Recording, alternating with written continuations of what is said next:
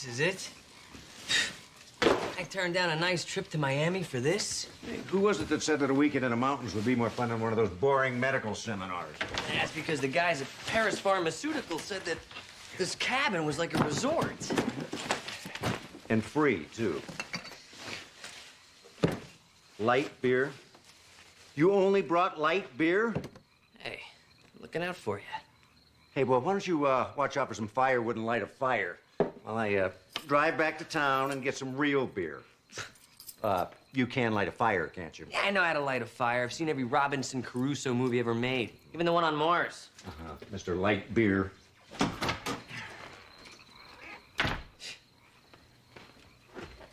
I was in Miami, room service would take care of this. Again, if I were in Miami, I wouldn't have to build a fire to stop from freezing to death.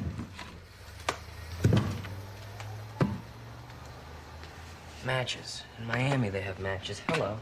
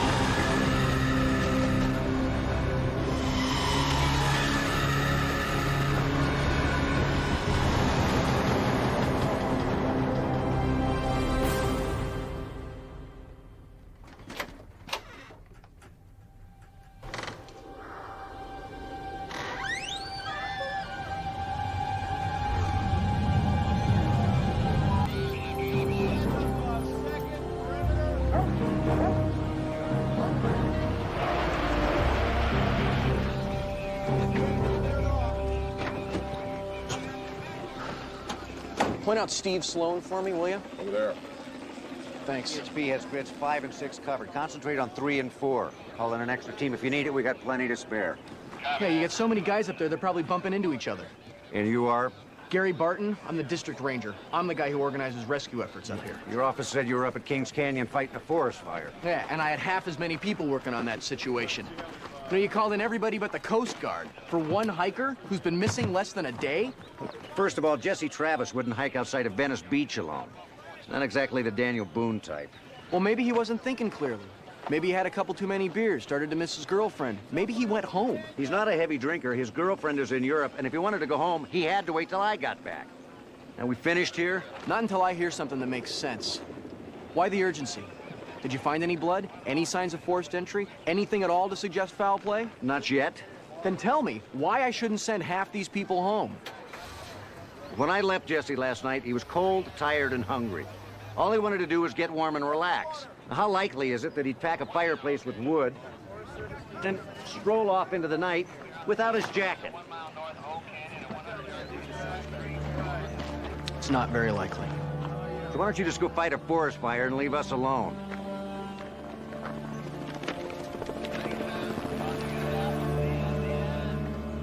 You have your guys grouped together too closely here. Other than that, I like the grid you laid out. I can work with this. Is that an apology? It's an offer. Do you want my help or not? Welcome to the team, Ranger. Don't get too used to having me here. We got a nasty front moving in, and as soon as it hits, I'm gonna have to pull everybody out.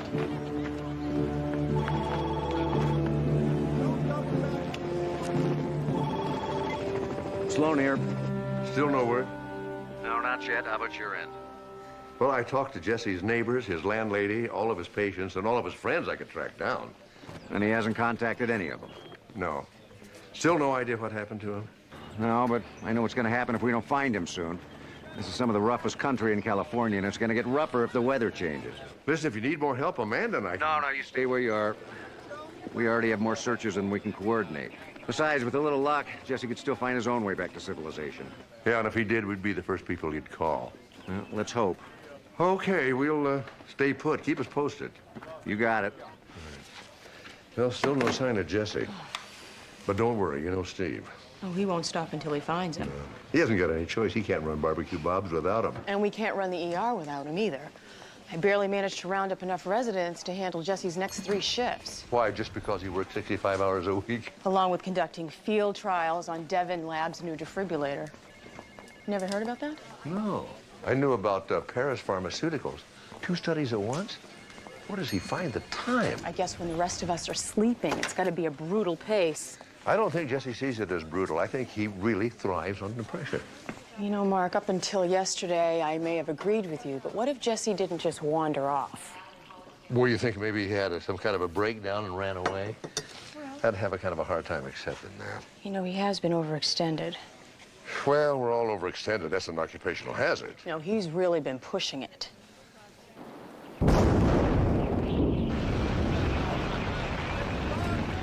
Can't leave. We've got a deal. We did 3 days ago. Now we got a storm on the way. What about Jesse? He's still out there. When the weather clears, we will try again. When? Tomorrow? Next Thursday? Next week?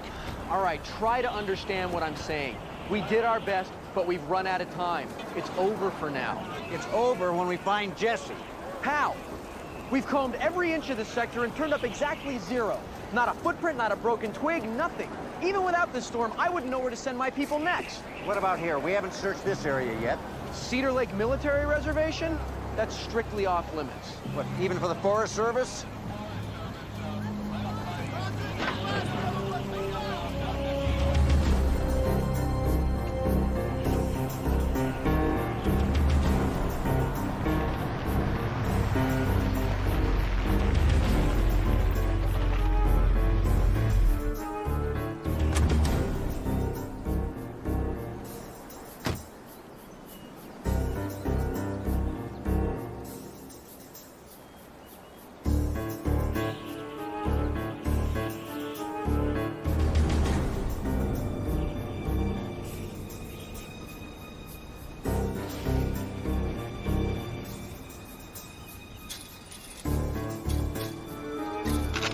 That's far enough, sir. Hold it. Freeze! Hey, guys, I'm LAPD.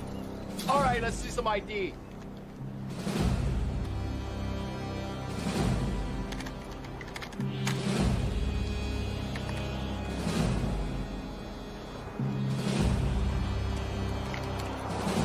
Come with us, sir. Please. How could they call it off? They haven't been searching that long. It's been over 72 hours. Bad country and freezing weather. But there's still a chance. Not according to the ranger in charge. What about Steve? What does he say? I've been paging him all morning, just hoping to get... Steve? Oh, Mr. Healy. No, I thought you were... No, I'm afraid they haven't found Dr. Travis yet. My son's still down there. Yes, I'm aware that you have a deadline. Mr. Healy, I assure you that Dr. Travis is not avoiding his obligation to the Acid-Drawl study. Yes, we'll keep you posted, Let me guess. Paris Pharmaceuticals? expressing their sincere concern. Obviously, they have their priorities. And I have mine.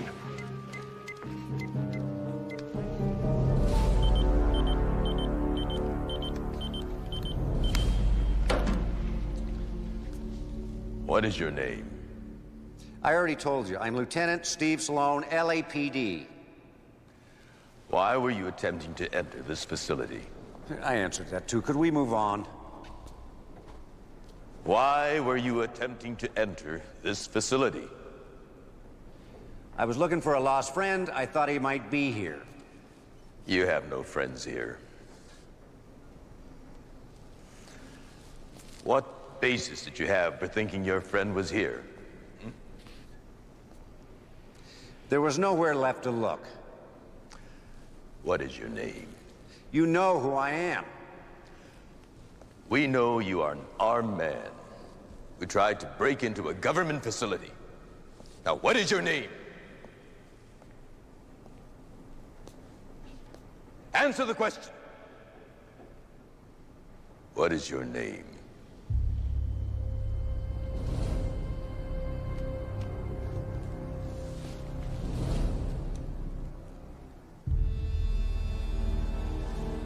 He's been Clear by risk assessment.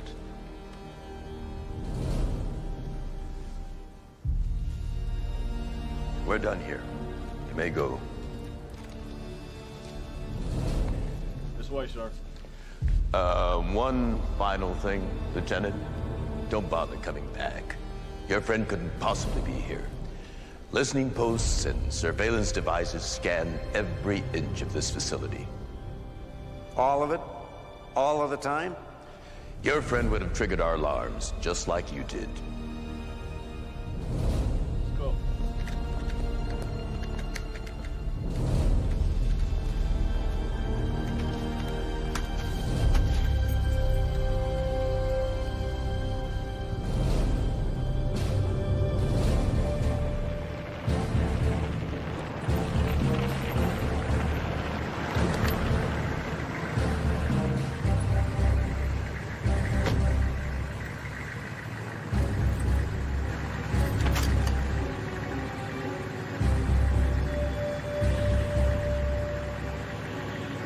I believe this is also yours, sir.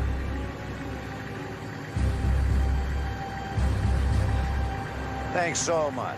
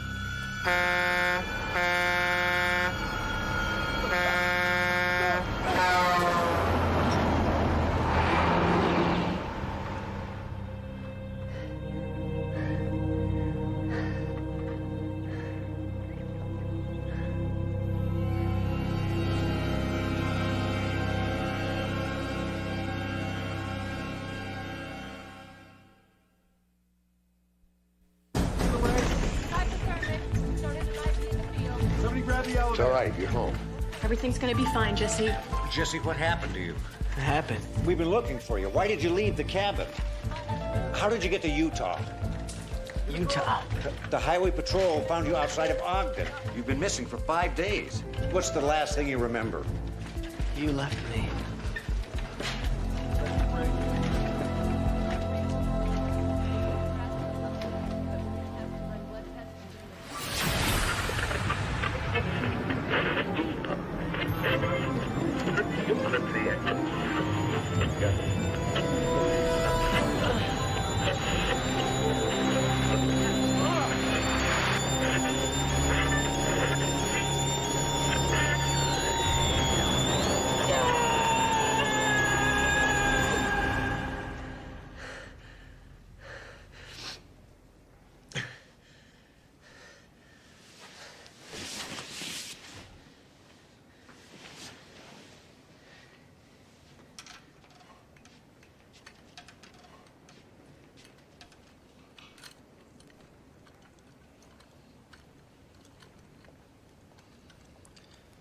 Wandering off again? How's that? Bet they're all blaming you for that, aren't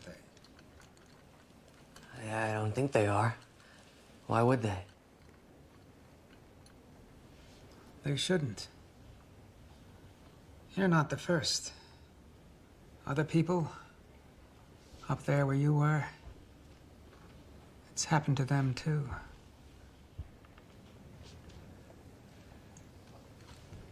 Do I know you? Forget me. This is about you and what you're going through. Because if you're missing a block of time, if you have strange marks on your body, well, it's all part of the pattern. The only pattern I see is that you got a hold of my medical records.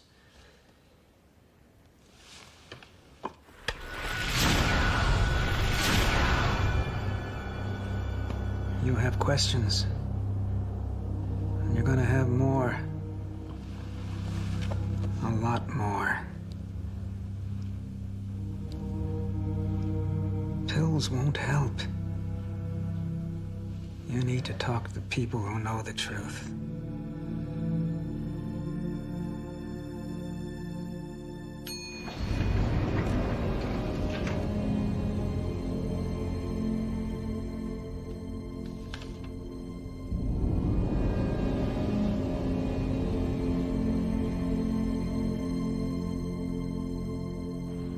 I didn't think he was hurt that badly. He wasn't. But traumatic memory loss can be caused by something other than a bump on the head. Emotional stress, for one thing. So what do we do now? How can we help him get his memory back? Well, some single word works sometimes. An image might be able to trigger it, which means we have got to find out what happened to him in the last 5 days.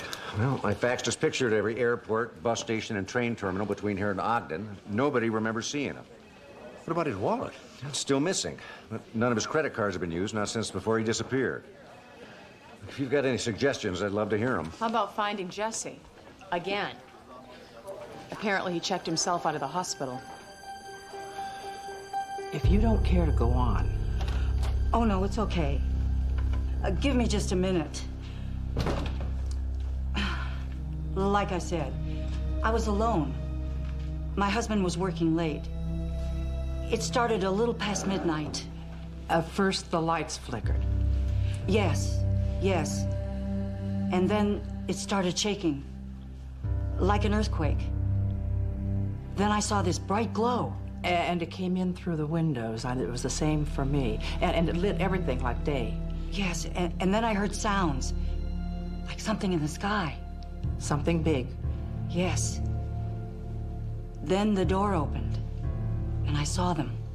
Were they the tall, thin ones or the short ones? Tall. The aliens everybody calls the Greys. Excuse me. The meeting's just started.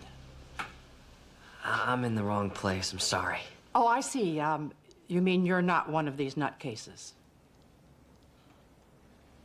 No, I just don't belong here. I wasn't grabbed by aliens. I just got lost. Denial.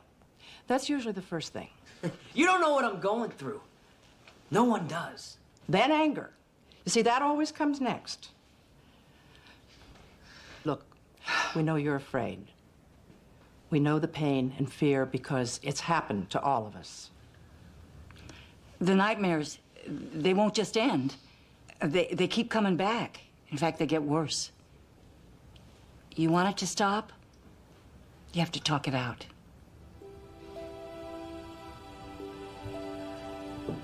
Well, I don't remember a whole lot. It's not unusual. Just tell us what you can. I was alone in this cabin. Hey, Mark. I didn't know you made house calls. I do when my patients check themselves out of the hospital. I am a doctor. Jesse, you've been through an ordeal. You need rest. I know, and plenty of fluids, both of which I'm getting right here. You ever try and sleep in a hospital? A lot of strange people going in and out all night long. Jesse is your doctor and is your friend. You have to come back to Community General. There are no answers for me there, Mark. And that's what I need right now, not pills. Encounter at Roswell. The truth about Hangar 18, these are answers. Don't be so quick to judge. I'm not judging. I am just wondering. Wondering what? Why I'm wasting my time with all this? Well, you couldn't possibly begin to understand. Why don't you let me try? These people, they understand. The people at the Encounter Institute. They look just like you or me, Mark, except they've lived through something terrible, like me. I see. You see. Oh, come on, give me just this much honesty. You think that I'm bug-eyed nuts. I'm just concerned. Well, so am I. I just lost a week. And things happen. Things that I can't remember. Things that maybe I don't want to remember, but You think that I'm crazy, don't you? I think you're exhausted. I'm not going back to that hospital. All right, then we're going to bring the hospital to you. I want to have somebody here twice a day to make sure you're all right. Fine, and I will be a good little outpatient, okay? I'm going to stay right here, and I'm going to get plenty of rest. You won't come back. No, thanks. Take care of yourself. Okay.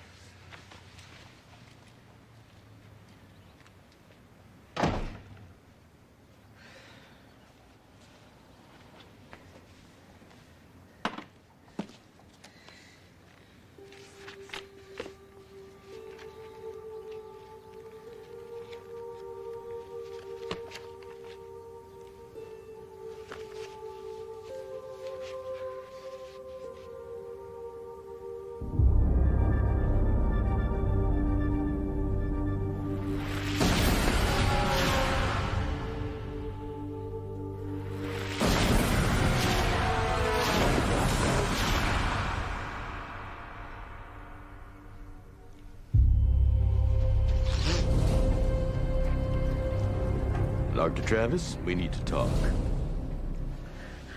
What were you doing at Cedar Lake? Is this? Answer me.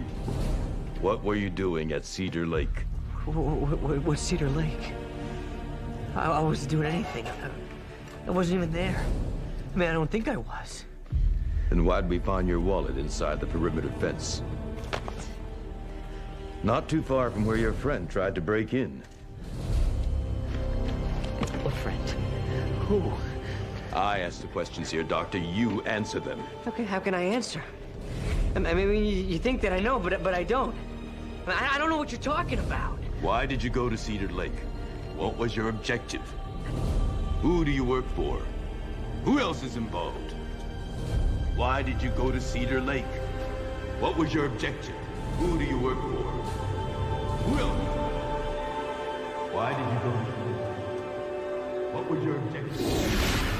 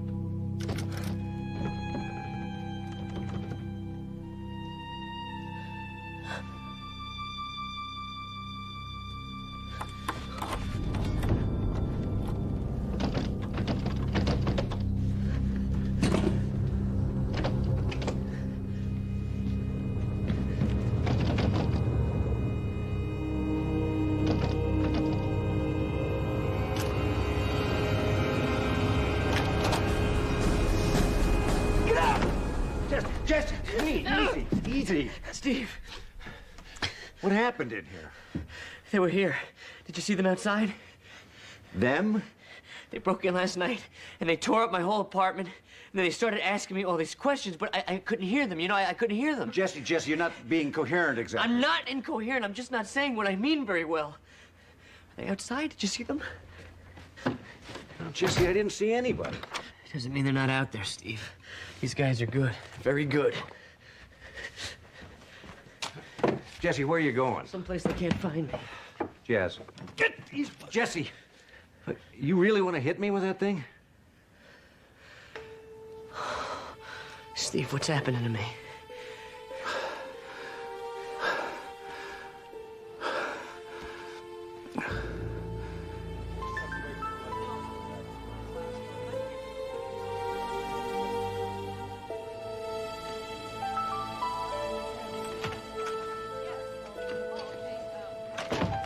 What have you found out about these Cedar Lake people he's so worried about? And for the record, there is no base at Cedar Lake. Wait a minute, you were there. No, off the record, it's an ultra top secret R&D facility. Oh, Pentagon refuses to confirm or deny, I see. I'm having trouble seeing Jesse's connection to this thing. Well, if there is one, I intend to find it. And on my turf this time. Hi, how's he doing? Oh, a little better. Look, I'd like to run a full toxic panel on him, just in case the CBC missed something. What about an MRI? The way he is, you'll have to tie him down. Yeah, he's right. He's still agitated. Well, we'll have to take it one procedure at a time. Right. Dr. Zimmerman's recovery. Dr. Zimmerman's recovery status.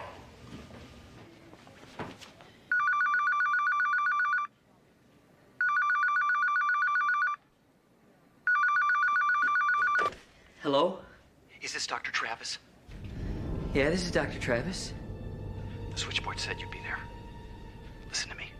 I know who they are, and I know why they're after us. Who is this? I've talked too long already. We have to meet, but don't tell anyone, not even your friends. Remember, only someone you trust can betray you.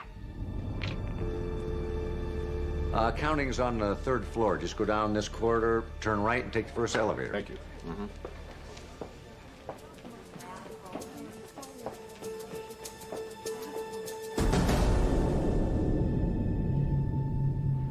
Hello? I'm here.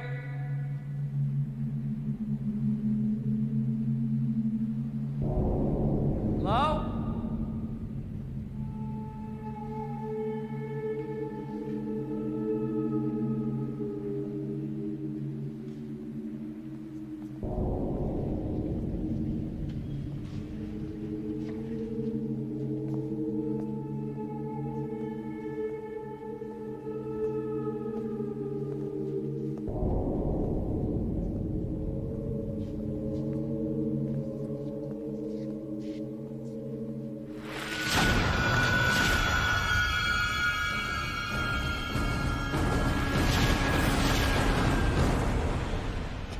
you followed?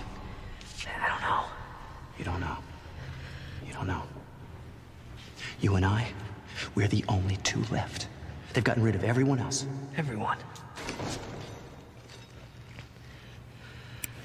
We have to move on. We can't stay here. It's not safe. They might have followed one of us. Not going anywhere. Not until you tell me what's going on. You already know.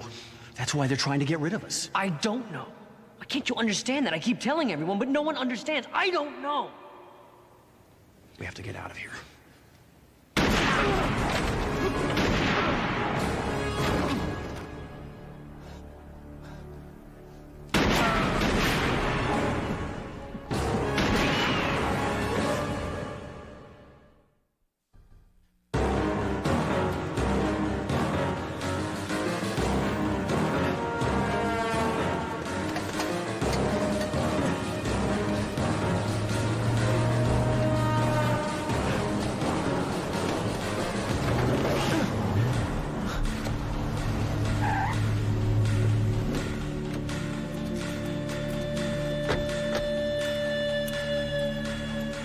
Are you okay, sir?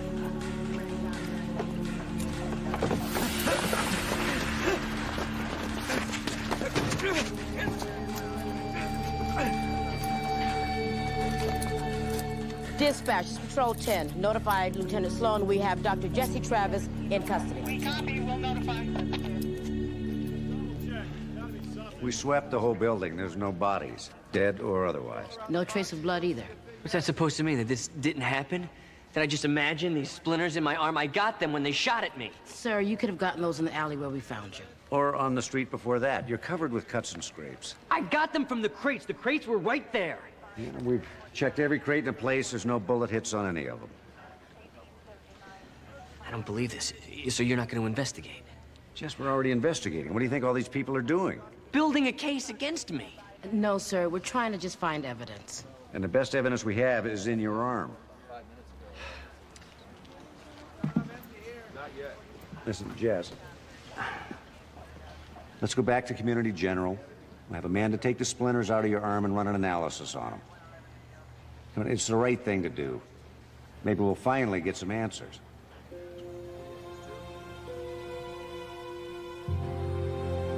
Mr. Healy, I don't understand why you say he's no longer credible. Dr. Travis is one of the... Please. This study is very important to him. Just postpone your decision a couple of days. That's absurd. Well, frankly, I don't much appreciate your tone either. You all right, Dan? Oh, I'm having a terrific day. Let me make it just a little more terrific. Oh, no. Dr. Travis revealed he was taken aboard an interstellar craft and mated with an alien love goddess. Where do they get this stuff? From Jesse, I'm afraid. What? He went to some place called the Encounter Institute. What, and told him about this alien love goddess? Well, I imagine this stuff's been embellished somewhere. Just enough to make Jesse sound totally crazy. No wonder Healy wanted him off that project. I cannot believe that Jesse's life is unraveling so completely. You want me to tell him about this? No, I better. Can't put it off anymore.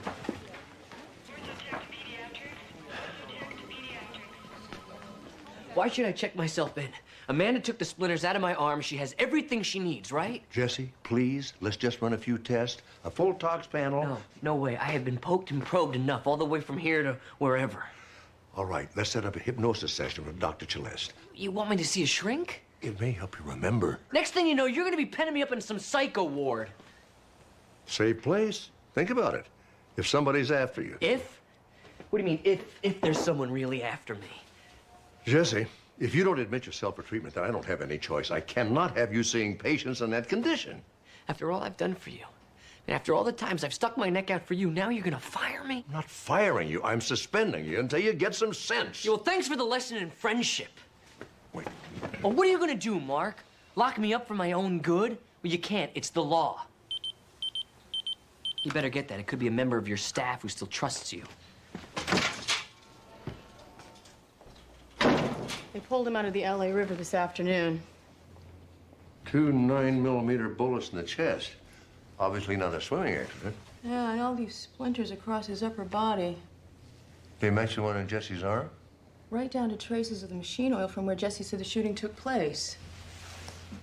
You know, according to this, he was apparently homeless. No ID, ragged clothes. Reeking of cheap alcohol. But how many winos do you know with perfectly capped teeth, manicured nails? Well, do you think somebody tried to make this guy look like a transient? So nobody would be in any hurry to identify him. Yes, I do. But why? What possible connection could he have to Jesse's abduction? Well, I don't think some space alien zapped him. Do you? Right now, I don't know what to think.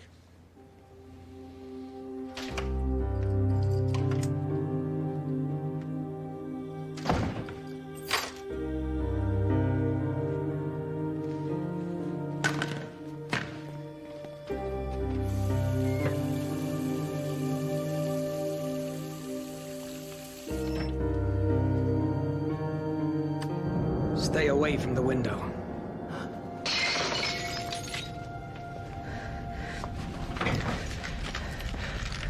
Somebody could be watching. Right. More than one someone. They're learning. Faster than I want. Who are you? What's your name? Safer if you don't know. For both of us. Understand? Yes, I understand. It's safer. I just don't know why they're after me. You know. You know, you're just like the guy at the warehouse. You think I have all the answers.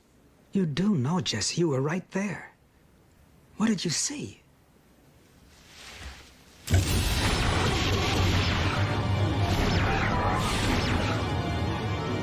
me.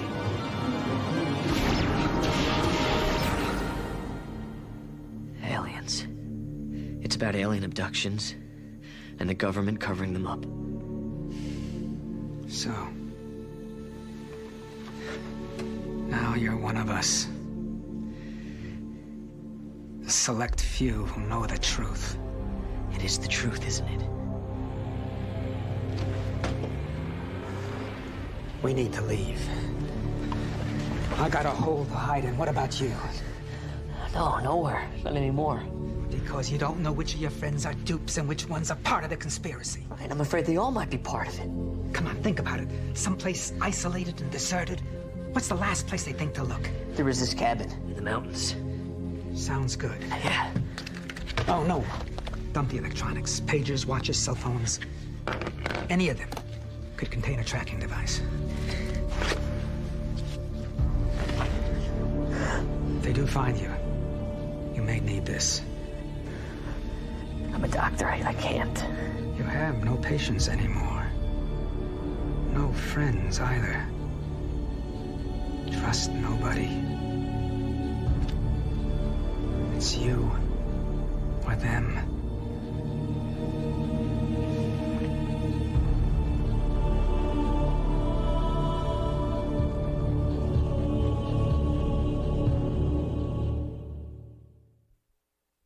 I've identified our shooting victim. He's Parker Craddock, lawnmower salesman.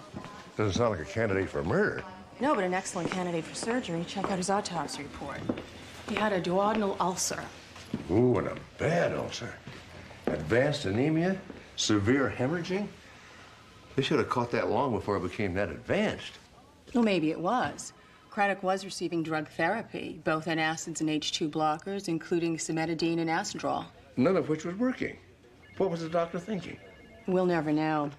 Craddock's doctor, Neil Brooksmith, died in a hit-and-run accident 8 days ago. Not too long before one of his patients was shot to death. Possibly coincidental. Yeah, coincidental, just like it was coincidental that Craddock was shot when he was trying to warn Jesse. It's an awful lot of coincidences. A lot more than I'm comfortable with. At any rate, good news for Jesse. Proof that at least part of his story is true.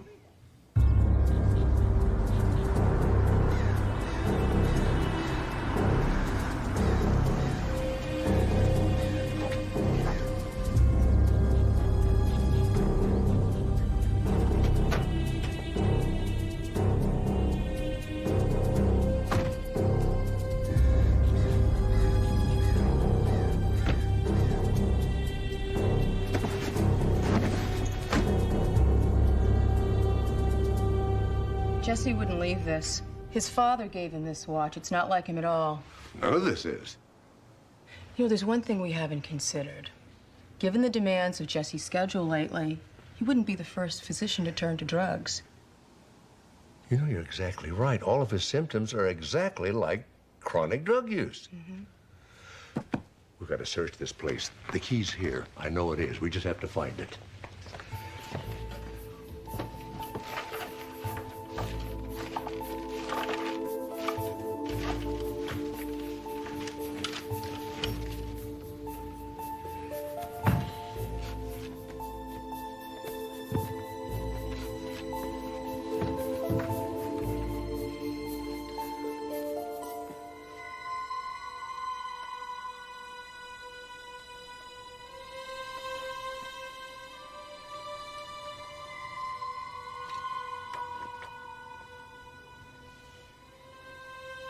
Mark, Yeah, I found something. It's not drugs, but it's definitely something. so have I. I found a listening device. I put it under a pillow. Somehow, I don't think this should be here. This looks like a time release mechanism. Mm-hmm. Jesse's being poisoned? And judging from his constant thirst, my guess is hyoscyamine or scopolamine. Two drugs that would never show up in a standard blood test. Every time he took a drink of water, he got dosed again. Which explains his irrational behavior when he'd come home. You know, I knew that Jesse would never willingly take drugs. They had to do it this way to get to him. But why? Who would do this? You know, Jesse's parka and all of his camping gear was here because Steve brought it back from the camp for him. They're gone. Jesse ran away again? Not away. Back. To the cabin? Of course. Call Steve and tell him to meet me there.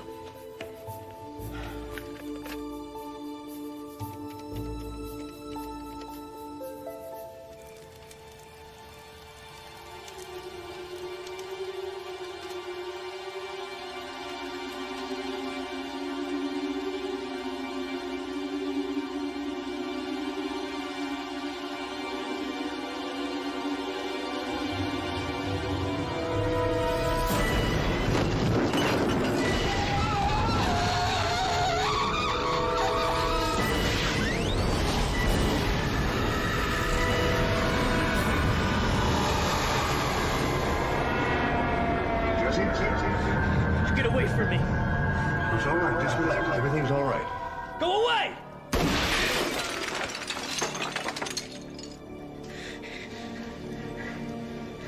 Now, what you're going through must be horrible, Jesse. Overwhelming anxiety, hallucinations, visions. You can't understand what I'm feeling. I know you've been drugged. Jesse, put the gun down and come home with me, please. I can't. He told me that I couldn't trust anyone. He? Who is he? The only friend Dr. Travis has left.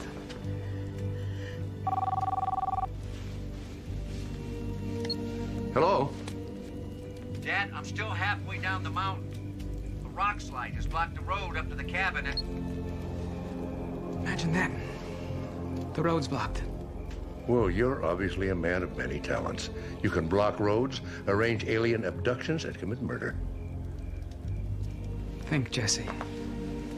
Why would I do any of that? You do it for your employers, Paris Pharmaceuticals.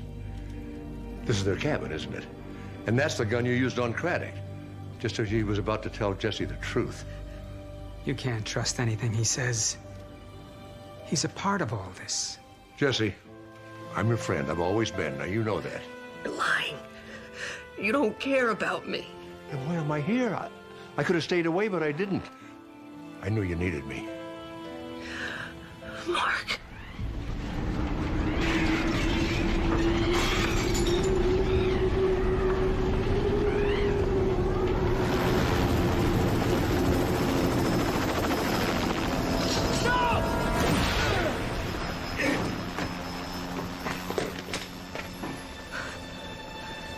Jesse, he's arrested. We'll have to start CPR. Jesse, we've got respiration and pulse. Listen, you better put some pressure on that wound before it bleeds out.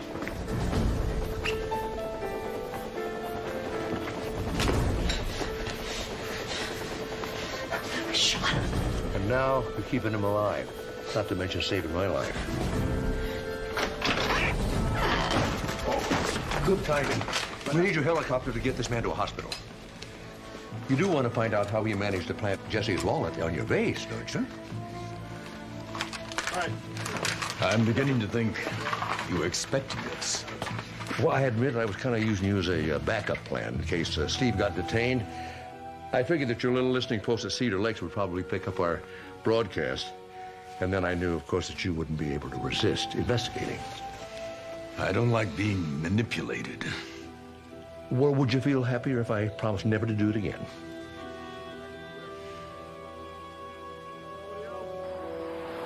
So Dr. Brooks Smith worked for Paris Pharmaceuticals?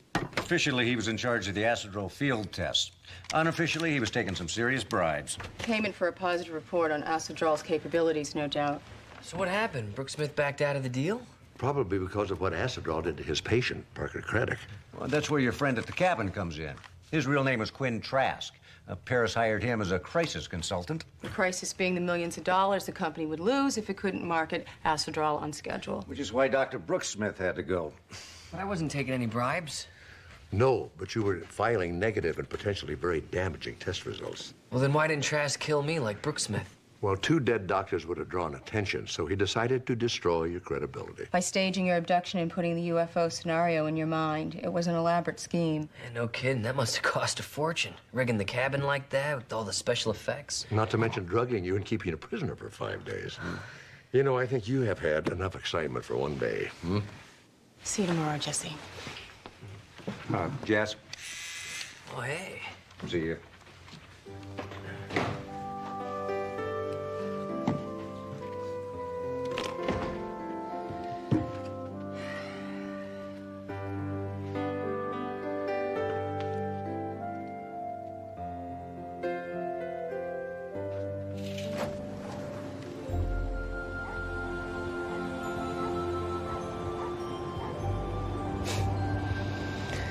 Go home, E.T.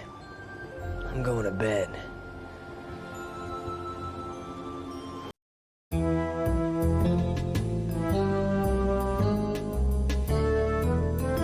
Dr. Horace Chilworth, 36, very attractive, research scientist. On external examination, I've discovered a single medial lateral incision, which has been resewn for purposes I just don't understand at this time. In any event, multiple stab wounds. The angle of entry and depth of the blows indicate a clockwise pattern of attack which matches exactly to victim Gwendolyn Benedict, who was pulled from Bellona Creek last Friday. Dr. Daniel Slade? Yes, I'm Dr. Slade. We're here to take Dr. Chilworth off your hands. Just like that. We do have authorization. Thank you. Well, I don't recognize the signature on this document, so the body will just have to stay with me. Dr. Chilworth's body has to be turned over to people who are better equipped to deal with it. Well, I can deal with the body just fine. Now, if you gentlemen will excuse me.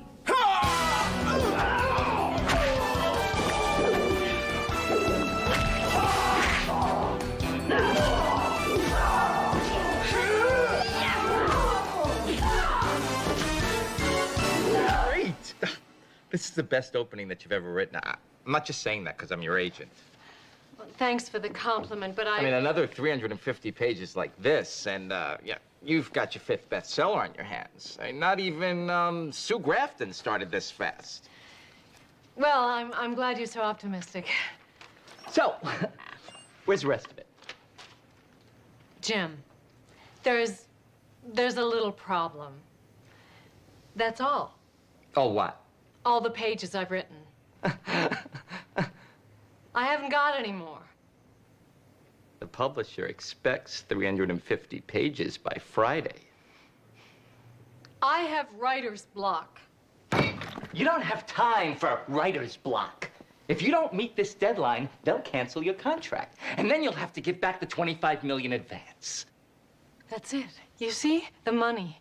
It's so intimidating. Forgive me for being such a great agent. turning you into the next Mary Higgins Clark. I want my 2.5 mil. Please, don't yell at me. I'm having a hard enough time the way it is. You don't know hard. If you blow this, I'll make sure that you never sell another book anywhere. You wouldn't have any ideas, would you? Any ideas, would I? For all I care. You could kill some poor slob, follow the police around, and see how they solve it. You just get me those 350 pages by Friday.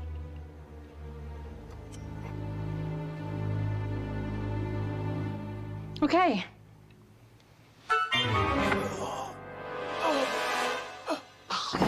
Not killed in the woods, but his body was kept in a freezer for 6 months. Now, if it weren't for the forensic entomologist who was able to calculate the amount of maggots in his chest cavity, we might never have known. That's disgusting. Oh, but bugs are very hot right now. And I'm just trying to do my job as your technical advisor. I know. And I couldn't write the Danielle Slade novels without you. You know what I like? The cobra bite in your first book. You read Deadly Darkness? Yeah. I have to admit, I only picked it up because Amanda was so giddy about having her name in print. I'm never giddy. 4 thank you notes and flowers for a week might be considered giddy. Deadly Darkness is a lot of fun to read. As a matter of fact, I picked up your other 3 books, too. I can't figure out where you get all those great ideas. Oh, pretty much the way you do things. I suspect. I visualize the murder, the killer, the motives, and then I use the great physical evidence that Amanda always gives me. I think physical evidence is very important, but it's no more important than behavioral evidence. Oh, you're right. In fact, sometimes behavioral is more important. The real final clue. The perfect solution to what would otherwise be considered the unsolvable. And when you find it, you know exactly where you're going and when you're going to get there. The moment of perfect synchronicity. Not that it's easy to find, no way. And even when you do find it, making the physical and the behavioral work together is a bitch. I think I'm going to the ladies' room. She's between books.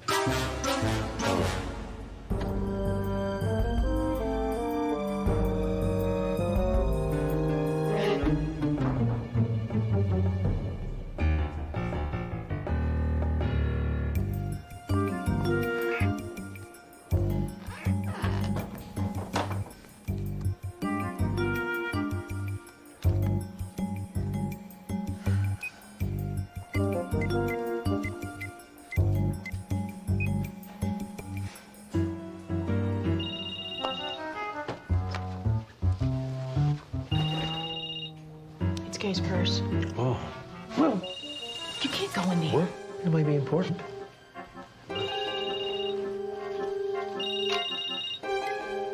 Hello? Hello? Kay? You there? Kay isn't here right now. Who's this? It's Jim. Why aren't you there? Call me.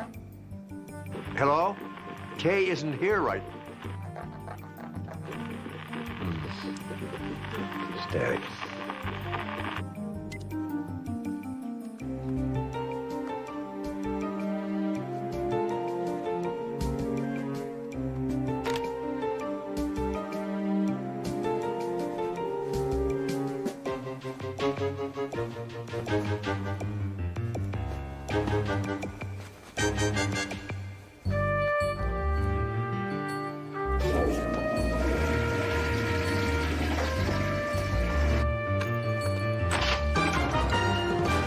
Dr. Sloan, if you really needed to make a phone call, I could have loaned you a quarter.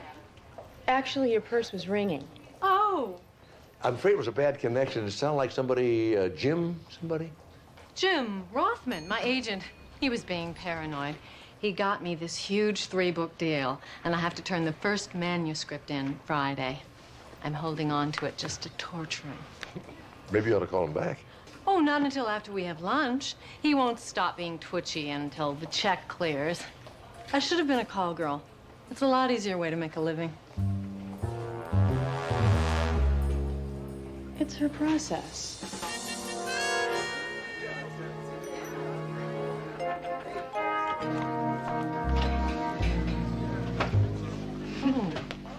This place smells great.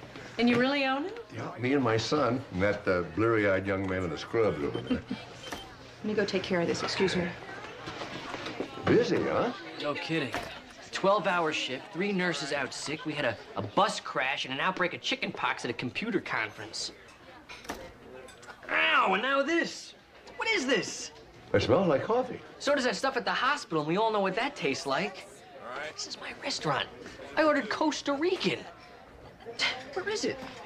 Steve, he canceled my beans.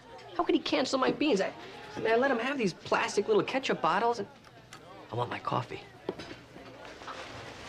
There's been a homicide. Okay, I'm sorry. We need you to identify the body.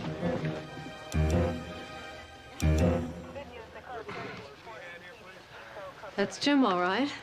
You all right? No, not exactly. I mean, that's my agent with a whatever stuck in his chest. It's a letter opener. And then there's this. What's this? A scorpion. Ooh, well, message from the killer, I'd imagine. I have no idea what it means. Well, it doesn't make sense, not at all. Well, it will. I hope so. I really do. Look, this isn't a field trip for pencil-pushing civilians. You're a civilian, too, and you're also a pencil pusher. Damn right, I'm one of Jim Rothman's best clients. But once a cop, always a cop. Retired Sergeant Mullen was meeting Rothman for lunch. He found the body. And I immediately secured the crime scene, as I've done so many times before. Right. From the front seat of the chief's car. You were a driver, not a detective. Baby, I saw more on the streets when I was with the chief than any detective could see in a lifetime. That's what gives my books the stink of realism. Yeah, well, you've got the stink part right. See, look at this, 2 coffee cups. One of them could be the killer's. Nope. Coffee's too cold. Timing's all wrong. Let's dust these for prints. Look at this. Page 102 to 130. Huh. Chapter 12's missing. I noticed that, too. Glad to see you're keeping up. I'll have it checked. Yeah, that's odd. 3 books, upside down. Uh-huh. Well, Sloan, looks like you got a tough one here. You know, there aren't that many clues. But if there's anything else I can do to help, you know where to find me. And he wonders why no one gave him a retirement present. Who could have done this? Don't worry. We'll figure it out. Mark, Thanks. take a look at this.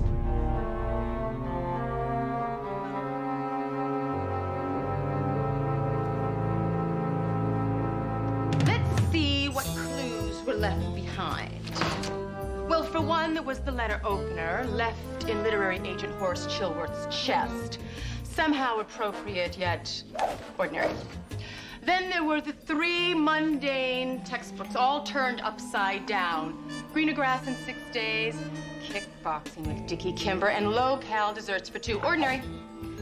Then we had, oh yes, the scorpion in the jar. Definitely not ordinary. And the rifled manuscript. Could this be the deed of some disgruntled writer who was angered by Chilworth's cool response to his or her work? And if so, why steal the 12th chapter of his or her own manuscript?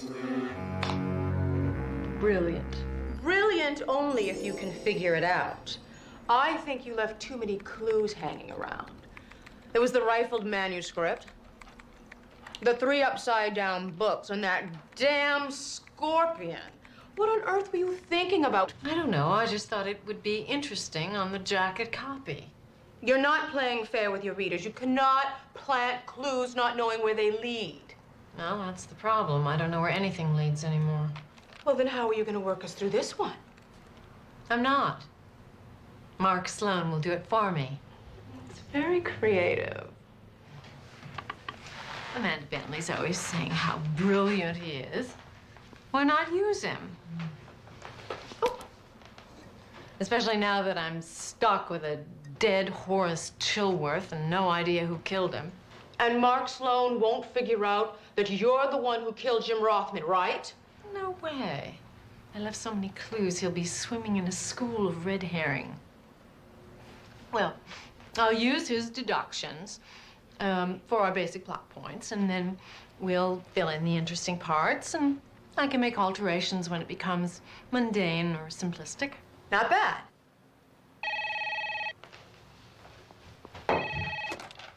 Hello? Oh, well, of course, Dr. Sloan. I don't know what I can do, but I'll certainly try. Jim meant a lot to me. The 3 upside-down books were all written by clients that Mr. Rothman dropped earlier this past year. Now, Steve figured that out when he looked at Rothman's records. Well, Steve checked their alibis. One of them's dead, and 2 of them don't even live in L.A. anymore. So if there's a message there, I don't see what it is. Well, we can't be stumped already. I mean, you said yourself that there was a chapter missing out of that manuscript, and perhaps the killer took it with him. Especially if the chapter included something damaging. Well, I don't think that's it. I mean, it was written by that actor, Bruce Blazer. He doesn't have any secrets. Everybody has secrets. Not Bruce.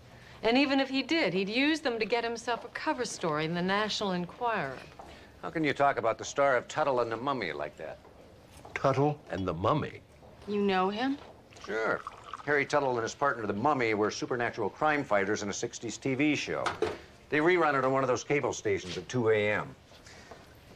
What, you guys never had insomnia? Not that bad. Tuttle and the Mummy was canceled in 1968 and became an instant cult hit. Bruce has been living off the persona ever since, and writing these disgustingly effective occult thrillers for the last 10 years. The man's a walking money machine. Well, then he wouldn't want to kill Jim Rothman. Unless he suspected that Jim was trying to cheat him. Loyalty wasn't exactly in Jim Rothman's lexicon. We'd better find out what's in that missing chapter. So let's go. I don't think so, because this is a police investigation, and I am the police. But you're not a writer. I know these people. I know this world. I could save you a lot of time. Jim was my agent. She's right. She'd be a big help. I don't know why I bother.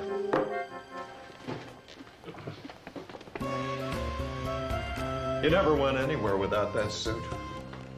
My partner, the Mummy, fighting evil whenever it threatens the innocent. That's good. Ted was largely responsible for the success of Tuttle and the Mummy. The fans loved him. What happened to him?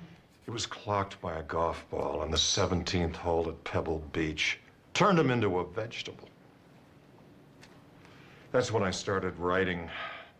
Doing personal appearances without him just seemed all wrong.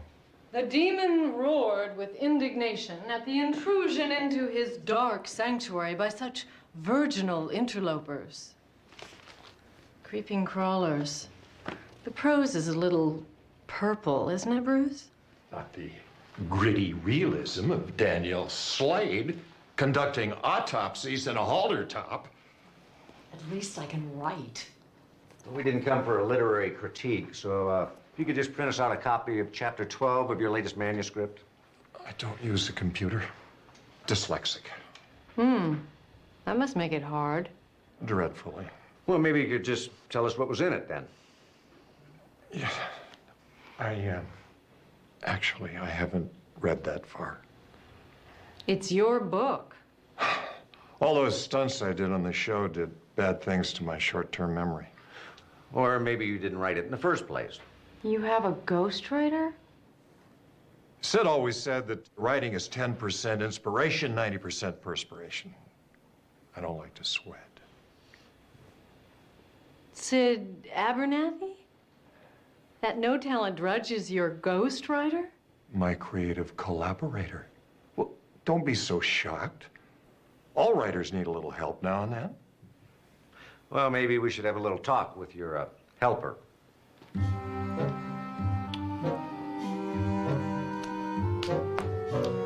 Why would anyone want to be a ghostwriter anyway? Nobody knows what you've accomplished. Money. Besides, those books would never sell under Abernathy's name. Well, how would he know if he didn't try? Oh, he did. Remember that passage I read from Bruce's book? was originally in one of Abernathy's own detective novels. He not only steals from himself, he steals the worst parts. He's so bad, why do you read him? Well, don't you keep up with other detectives? Not the same thing. Oh, sure it is. Caseloads, bestseller lists, it's all competition. Mr. Abernathy? Hey, it's open.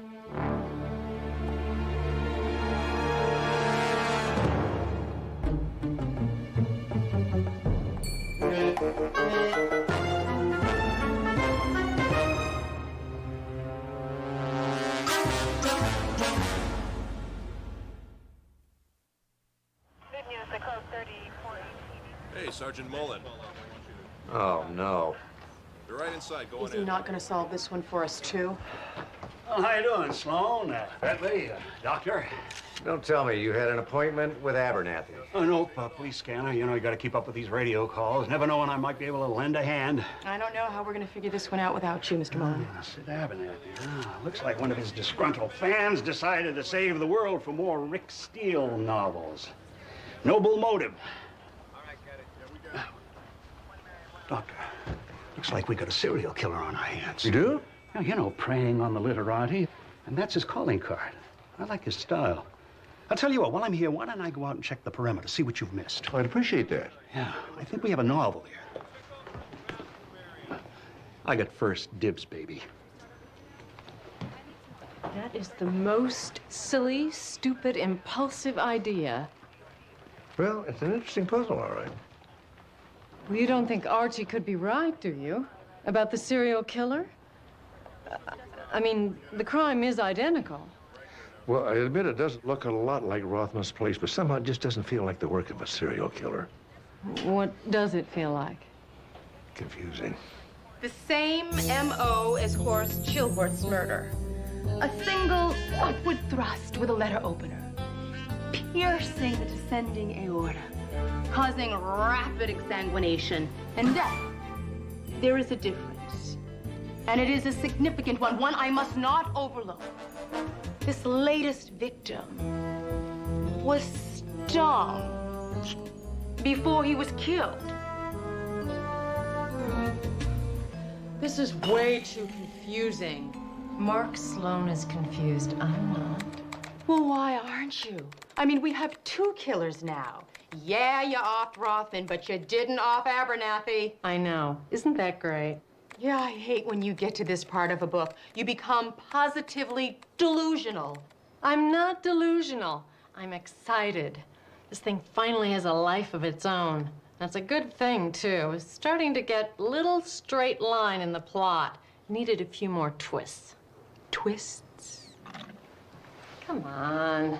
There's nothing more boring than dropping another body in the opening and following the sleuth around for 300 pages while he or she interviews suspects before rounding them all up in the end and dazzling them with deductive reasoning. I'm all for action. Remember when you wrote Praying Mantis and I used a corpse's rib as my kendo stick?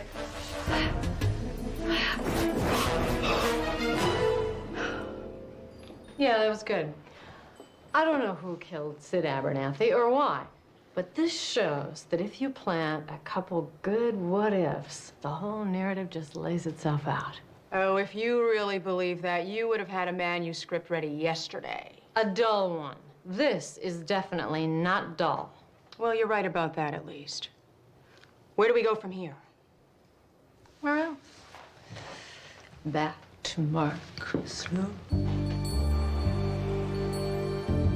Oh, I asked for coffee. I know, but there will be none. At least not until the good stuff gets here. Hey, I know these books. That's a Dance of Death series. Rick Steele, super spy. Fast with his fists, faster on his feet. Jesse has very low literary standards. Yeah, Sid Abernathy happens to be a great writer. His constant reworking of specific themes and scenes makes him one of the most complex contemporary American writers. I mean, look at Cha-Cha Choker's brilliant use of metaphor. And then there's Lindy Hop Lunatic, all right? And that one, Rick is chasing after this serial killer who preys on swing dance competition. Look at this right here. Cha-Cha Choker right on the edge of Jim Rothman's desk. That one was great. In that one, Rick Steele uses a dead guy's rib as a kendo stick to battle the forces of evil. That Cha-Cha choker is missing from Abernathy's personal library. You mean he took an already published book to his agent? That doesn't make any sense. Well, maybe not, but the lab guys found something in Abernathy's computer that does. A blackmail note. The whole world will soon know the lying thief you really are. I guess ghostwriting just doesn't pay enough. Did you find that chapter 12 from Blazer's book that Abernathy was ghosting? Mm-hmm. The hero, who thinks he's turning into a vampire, gets on a plane for Albania and reviews the eerie events of the past 11 chapters. And if there was information the killer wanted to hide, he would have had to take the entire manuscript. At least that red herring is dead. I told you left too many clues lying around. You know, this isn't working. Why don't we just drop it? Why, when it's just getting interesting? We managed to trace the jars the scorpions were in. Wopak Greek olives. There's only a couple of stores in the LA area that carry them, so I'm gonna check the surveillance tapes and see if any of Rothman's clients are regulars. You see that just when you're about to give up, the perfect clue pops right up.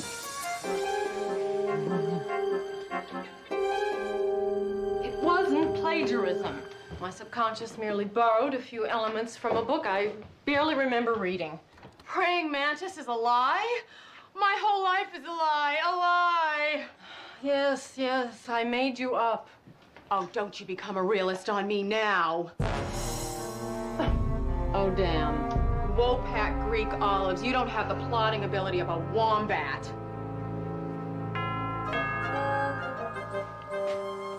Go away.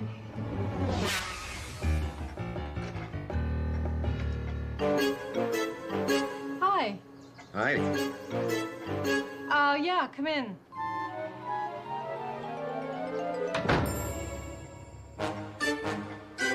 Nice setup you've got. Everything you need, huh? Tools of my trade. Can't do without them. Kind of like surveillance cameras are the tools of my trade. Kinda, I guess. You take a nice surveillance photo, especially the one from Lindler's Market, where they sell these Wopak olives. Glad you left the scorpion home. Oh, there was no scorpion. I got this from a recycle bin. You were digging in my garbage? It's always interesting. Look, Lieutenant, don't play cat and mouse with me. It won't work. I didn't kill Jim Rothman. Well, we don't think you did. You don't? You didn't have motive. I mean, he just got near that big deal, and he didn't have opportunity. He called you before he was killed, and from that point on, you were with Dad and Amanda. I know that. But you were at the scene of the Rothman murder. You went over every piece of evidence with us, and it made you realize it was a perfect opportunity to kill your blackmailer. What blackmailer? Sid Abernathy, Sid wasn't blackmailing me. even though you stole from Cha-Cha Choker. Figured that out, did you? When Jesse was telling us about Rick Steele and the kendo stick, Dad remembered a similar scene from Praying Mantis. Where Danielle fights off the bad guys with the corpse's rib. You did plagiarize Abernathy. Borrowed, unconsciously, just a tiny part. But I didn't kill him. I'm not a copycat. Then why were there olive jars from your favorite brand at both murder scenes? I wish I could answer that. So do I. Since you can't, I'm afraid I have to arrest you for the murder of Sid Abernathy.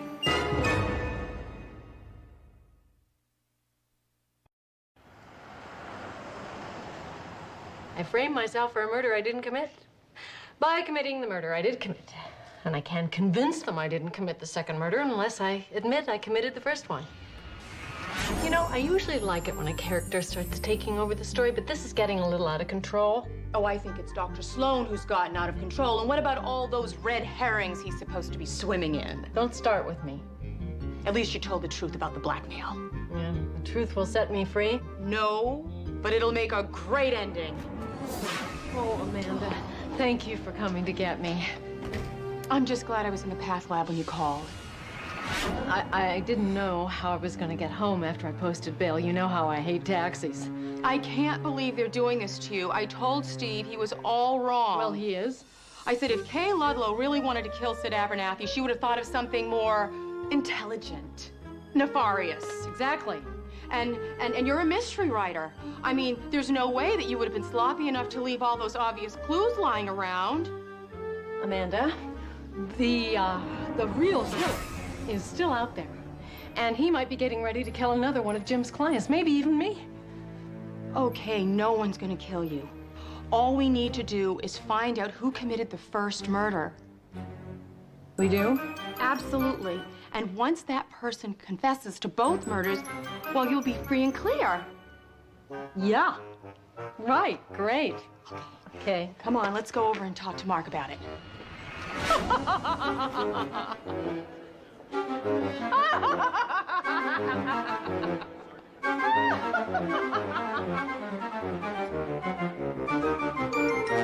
We know you didn't kill Rothman, and if you didn't kill Abernathy... I didn't. Well, then who did?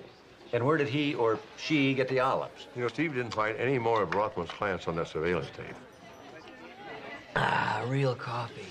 This is from that designer coffee shop down the street. Good, huh? And $1.75 a cup. And worth every penny. Why can't you just get some brown crystals and drown them in hot water and leave my profit margins alone? Hey, didn't you kill Sid Abernathy? No, she didn't, Jess. I knew he'd believe you. You know, it's possible that this was about killing Sid Abernathy, and murdering Jim Rothman was just to point us towards Kay. And since Rothman called Kay just before he died... She had an alibi the real killer couldn't have known about. So who is our killer?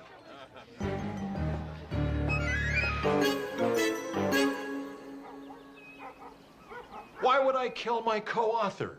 Ghost writer? The real unknown author of Creeping Crawlers? I'll read the acknowledgments. He's mentioned prominently in every one of my books.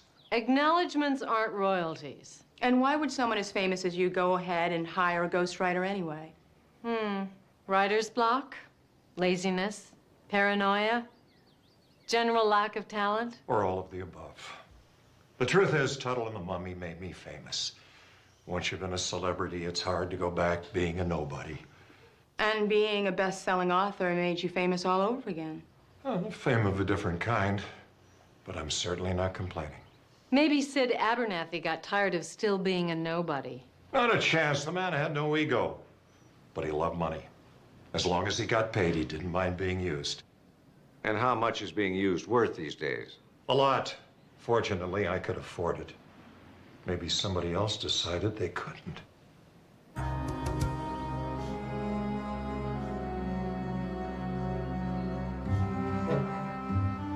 So where are we going now? Dad's found something at Abernathy's house.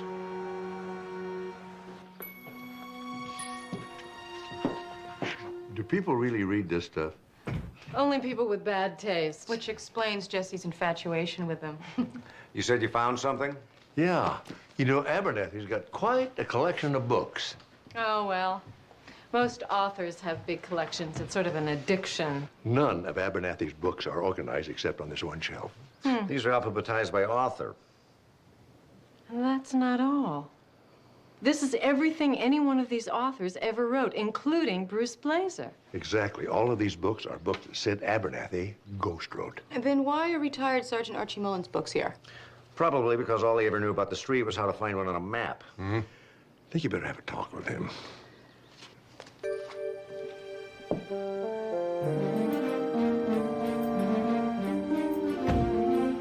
Calling in reinforcements? Shut up.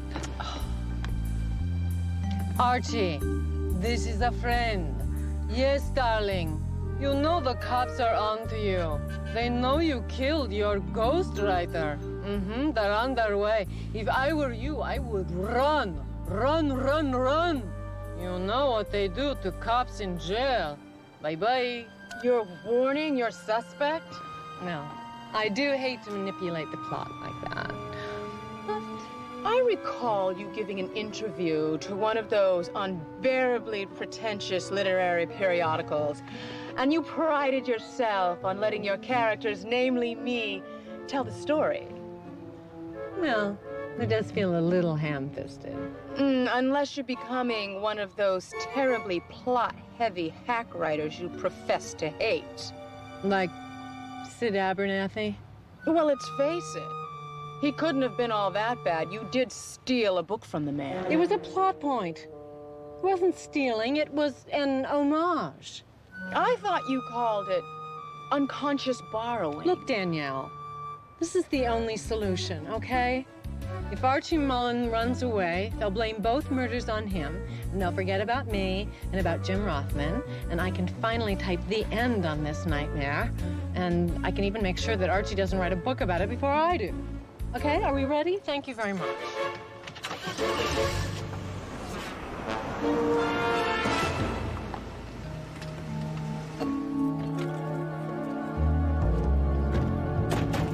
I did some more checking on the way over. Turns out Mullen was on one of those grocery store surveillance tapes. Oh, don't tell me you missed one. No, one of the clerks took it home to record a couple of South Park episodes. Yeah, but lucky he didn't tape over everything. See, in real life, not everything comes easy. No. At least you were able to locate that pet store where Mullen bought that scorpion. Oh, no. People use scorpions as pets? No wonder Mullen used a ghostwriter. He's not very good at hiding his setups. Get out of here, Sloan! You're just making this worse, Archie. You know what it's like for a cop in prison, Sloan? Now get out of here! I'm calling for backup, Archie. You know what happens if you don't give it up now? Yeah, this! Drop it, Archie.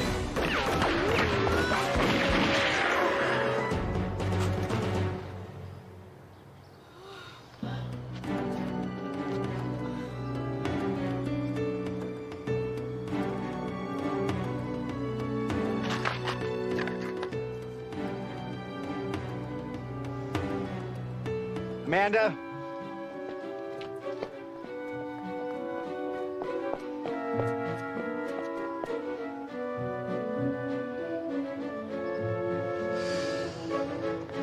Call it in.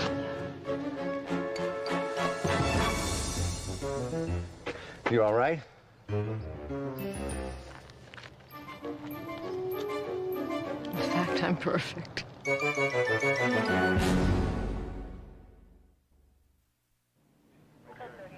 Doesn't make sense. Archie Mullen wasn't the gung-ho, self-sacrificing type. No, he said he was afraid of prison. Not enough to keep him from killing Rothman and Abernathy. Well, blackmail can make you stupid. At least it makes my character stupid. Looks like it had the same effect on Mullen, too. The same note we found on Abernathy's computer. I wonder how many people he was going to blackmail. He certainly picked the wrong person to start with. I guess Archie did exactly what we thought he did. Killed Rothman to set up Kay for both murders. And when Kay was released and he saw that his plan was going to fail... He decided to depart in a poorly thought-out blaze of glory.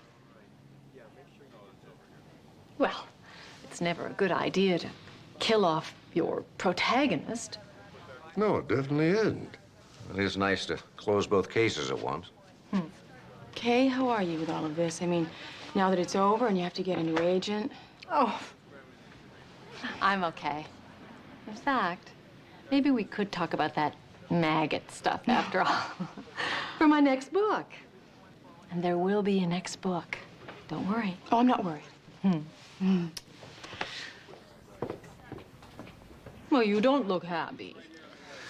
I don't like these kind of surprises. Always makes me think I missed something. I know. It's like when I write and it turns up short. I'm sure that I've missed a big chunk of the story. And have you? Well, sometimes. But usually it means that the story was too simple to begin with and that the solution was too easy to find. So I just put it in a drawer and start something new. Oh, maybe I ought to put this in the drawer. Yeah. Want some? We back in the coffee business? Yeah, Steve and I compromised. I get the Costa Rican beans, but then we have to cut it with the canned stuff. Sounds fair. I thought the Abernathy Rothman case was closed now that Mullen is dead. Well, it is, supposedly. We've got coasters now? Oh, yeah. Do you know what it does to public morale to see water rings everywhere? You know something, Jesse? Mullen's dead. I think the killer's still out there, and I know just what to do about it. Put that on my tab. I I told you Mark Sloan would get me my plot and miss the truth besides. You got lucky. I got enough material for a dozen books. There's the self-sacrificing cop story, the blackmail scheme story, the missing author story. Kay Ludlow. I know what you did. Did? His spirit will walk until it's avenged. What are you talking about? And I will be the instrument of that vengeance. What vengeance? Archie Mullen may be dead by another's hand, but the fault lies with you. Oh, come on, Bruce. As to the deaths of Jim Rothman and Sid Abernathy. You know, you really should stop watching your old reruns. You're not Harry Tuttle. I approve. What? And so will the police, very soon. And then the restless can rest. Bruce, wait a minute. I didn't kill Sid Abernathy.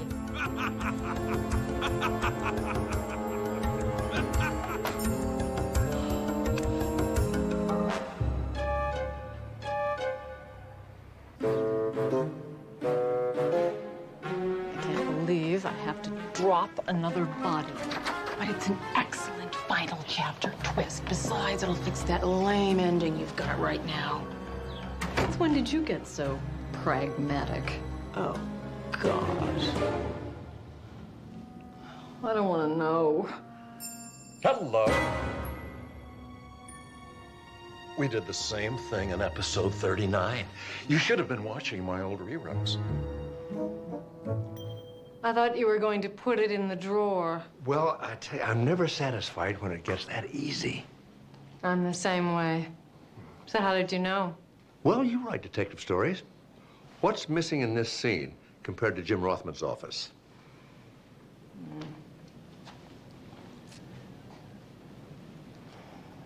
The Upside Down books, different titles? Nice guess.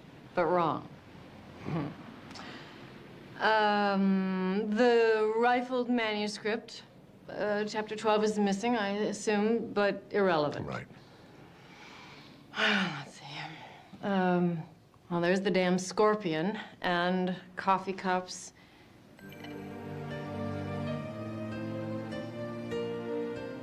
No coasters. No coasters. When you were in Barbecue Bob's, you always found yourself a coaster to put on your coffee cup. And you did the same thing in Jim Rothman's office. But at Abernathy's house, there were no coasters at all. And Archie Mullen, kitchen table was covered with water rings. Oh, the man never used a coaster in his life. Well, obviously it wouldn't occur to him to use one in Jim Rothman's office either. You know, this could add a whole new layer of psychological motivation to my killer. I could blame his murderous bent on an obsessively, compulsively neat mother. Well, I did have an alibi for the time of Jim's murder. Yes, you did, and it was a neat piece of plotting, too. Instead of making us believe that you were nowhere near Rothman when he was killed, you made us believe that he was alive when he was actually already dead. I like that. Thank you. You're welcome. Well, simple is usually best. That's what Mummy always told me. Brilliant powers of deduction behind that body wrap. But obviously there was a mistake. Rothman asked why you weren't there. Now, that's something you'd say to an answering machine, not to a bad connection on a cell phone. I don't know. That's kind of weak on the physical evidence. But terrific on the behavioral. You should have modeled me after him.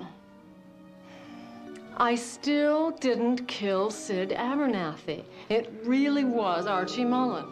We know. Please apologize to Amanda for me. I guess I'm not as good as either one of us would like me to be. But I was telling the truth. There will be another book. Why did you kill Jim Rothman in the first place? Was he trying to cheat you? No, nothing that defensible. Writer's block. You have no idea.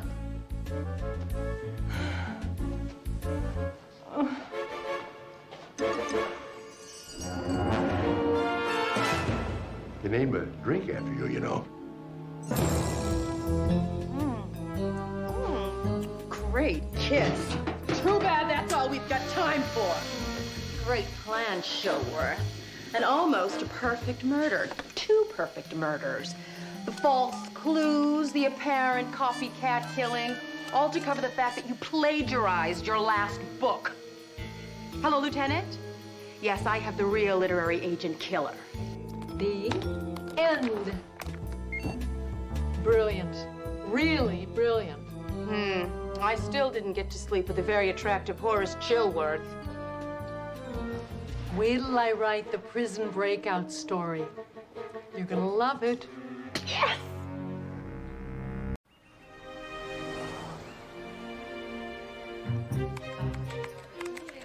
Okay, Internet.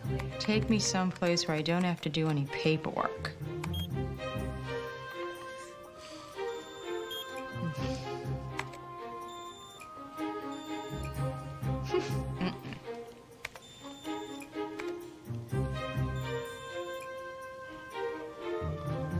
It's better.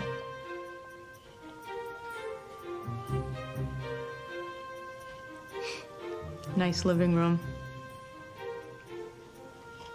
It's unbelievable. Well, I'm afraid my paperwork's a lot more interesting. Bye-bye, Joanne Cam. Oh my God! Oh my God! Oh, somebody help me! Where are you? How do I find you?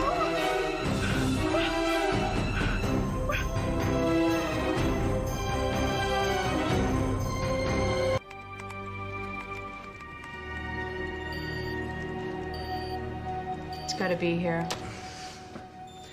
What's an URL? It's an address you type in to get to a site on the World Wide Web. Now, this message is saying that the address Amanda's using doesn't exist. But it did. I watched a woman get murdered. You know, maybe it was a film clip. Some of those sites use videos. Mark, it wasn't a film clip. Well, maybe it was just a joke then. You know, like that couple who set up the website so you could watch them lose their virginity? Yeah, that never happened. It was in the paper. This isn't a joke, you guys. We've got to find her. It's going to be tough without a full name or an address of any kind. All right, she was in her late 20s. She was fairly attractive. She walked with a limp. Can't we call missing persons and see if anyone fits that description? You know, Amanda, even if there was a murder, it could have happened anywhere in the world. You know that just because you were logged in from L.A. Doesn't mean she was killed here. I just don't think there's enough to go on. Someone died somewhere. I witnessed it, and I feel like I'm the only one who cares.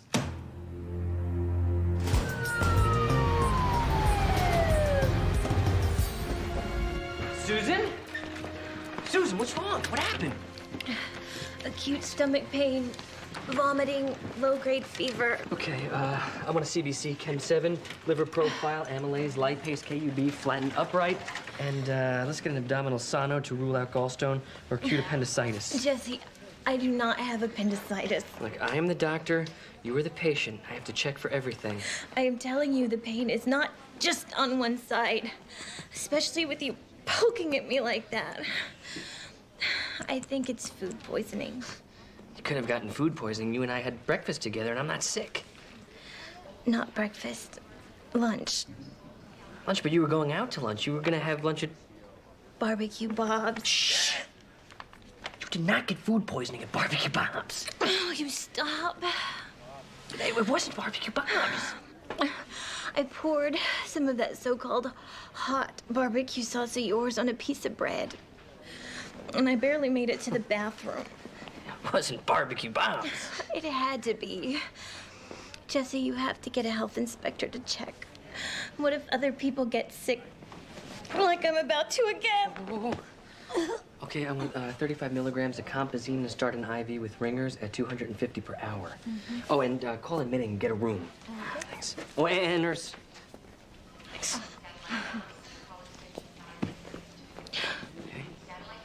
You don't have to do that. Just treat me and let me go home. No. I'm not gonna have you running around loose here bad-mouthing my restaurant.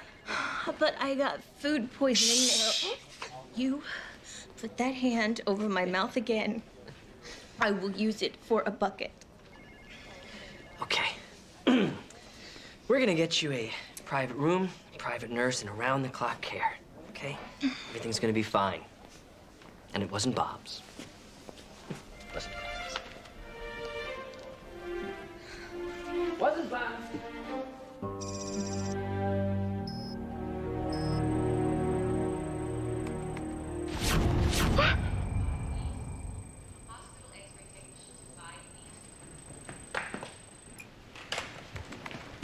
You still trying to find Joanne, Cam?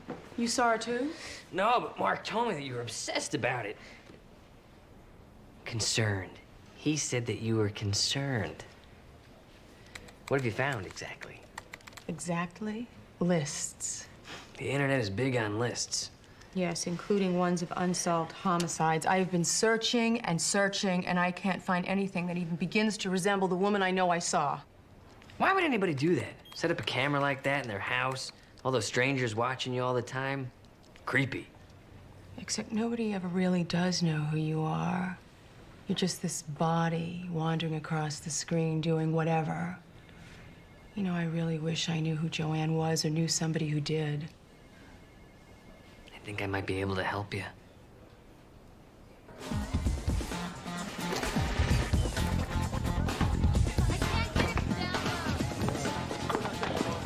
So this is where everybody knows your name? That's my demon demolition team right there. You play online games? Game, singular. You don't want to do too many or else you lose sight of reality. So I hear. Hey, guys. Oh, man, you had to bring a newbie. We have to focus our attention on the dripping tunnels. That was very cordial. Consider this a blanket apology for whatever comes out of Tapley's mouth now or at any time in the future. Thank you. This is Dr. Amanda Bentley. She's the assistant county medical examiner. You mean like in autopsies? Y incisions? Bone saws? Tapley gets way too much joy out of killing demons. I'm Boyd Harcourt. I'm the normal one. That would depend on one's definition of normal. You want to log in? Me? Me? Oh, M.E. as in medical examiner. No, actually, I just came by to ask you if you knew anything about Joanne Cam. Oh, one of the webcam floozies. You do know her. Well, JW doesn't know anybody exactly. It's the clothes. Scares people off. These are visual critiques of cultural trends. And this month's critique is... I am mourning the loss of mortal sin in a world where everything is relative. Joanne Cam was stabbed to death while Amanda was logged on to her site. Cool. See? We've been logged on all morning, and I haven't seen anything about it. And that's the kind of info that just moved across the web in a nanosecond. What's Joanne Cam's URL? Maybe the body's still there. It's gone. Bummer. My first real dead cyber corpse. Gone. Gone. No, I mean the website. It doesn't work anymore, and I need to find this woman. I want to know what happened to her. What about hotwebcam.com? Oh, don't look at me. I only speak games. It's an index for all the webcam sites that go up on the internet. It links you up to the newest, coolest webcams as they go up. Which happens a couple times a day. Proving there's more ego than sense on the net. All right, do you have the URL for, Hotwebcam.com? Sure. Be my pleasure to log you on. Of course it would. Don't worry, Dr. Bentley. If Joanne Cam's still on the net, she can be found.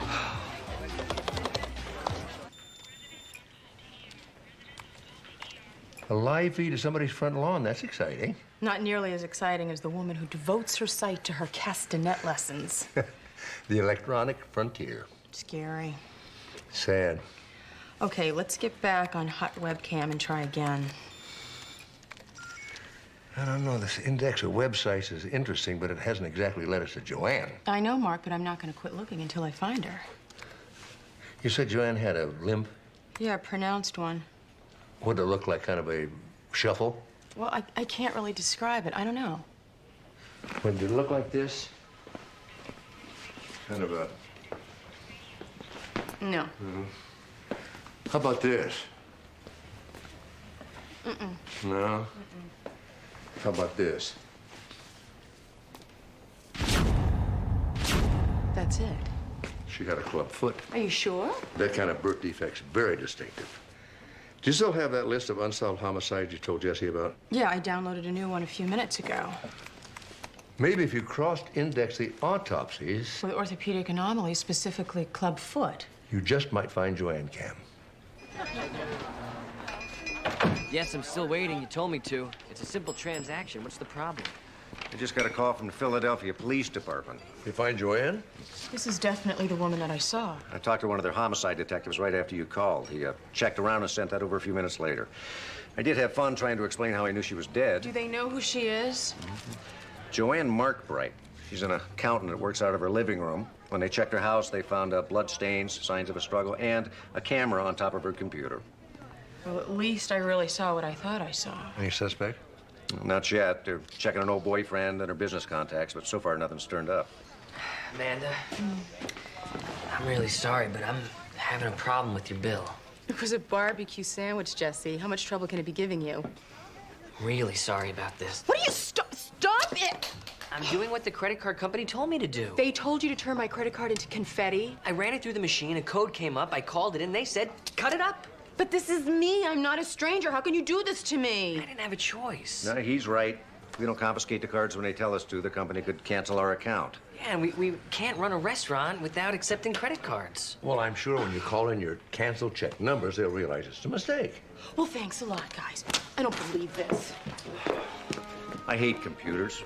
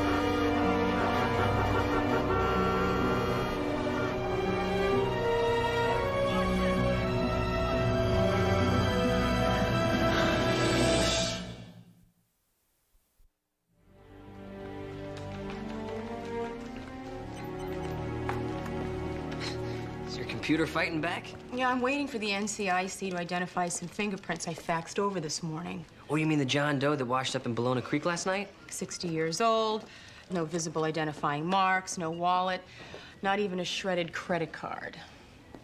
Huh. Yeah, I sort of came up here to apologize about that. That's okay. You were just doing what you were told. I've been thinking about it ever since. You know how embarrassing it must be to have something like that happen to you right there in public. Someone who's in a position of trust, a respected member of the medical community. But I'm sure by now you've called the credit card company and everything is going to be okay. I'm sure they've straightened it out. And it'll never happen again. Though it probably should have never happened in the first place. You didn't call your credit card company? Yes, I did call their credit card company, and I called their computer or whatever, which insists that I'm 6 months behind in my payments, which is absolutely not true. There's no way. You can argue with a computer and win. What about your canceled checks? I do all of my banking online, thank you. Oh, which means that your bank's computer has to talk to the credit card company's computer. And with my luck, they'll hate each other. Wait a minute. At least my computer seems to like me. Or maybe not. Oh. NCIC request number CGLA 47509F. Positive fingerprint match, subject name Amanda Bentley. What is this? Damn, crime scene call. See you later.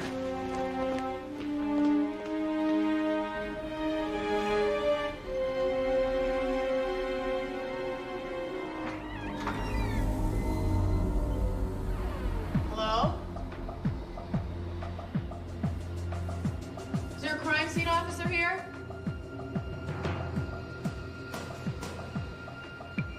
Where the hell is everybody? Hello?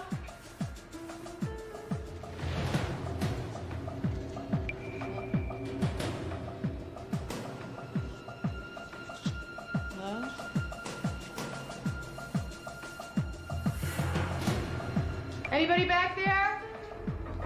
Amanda Bentley?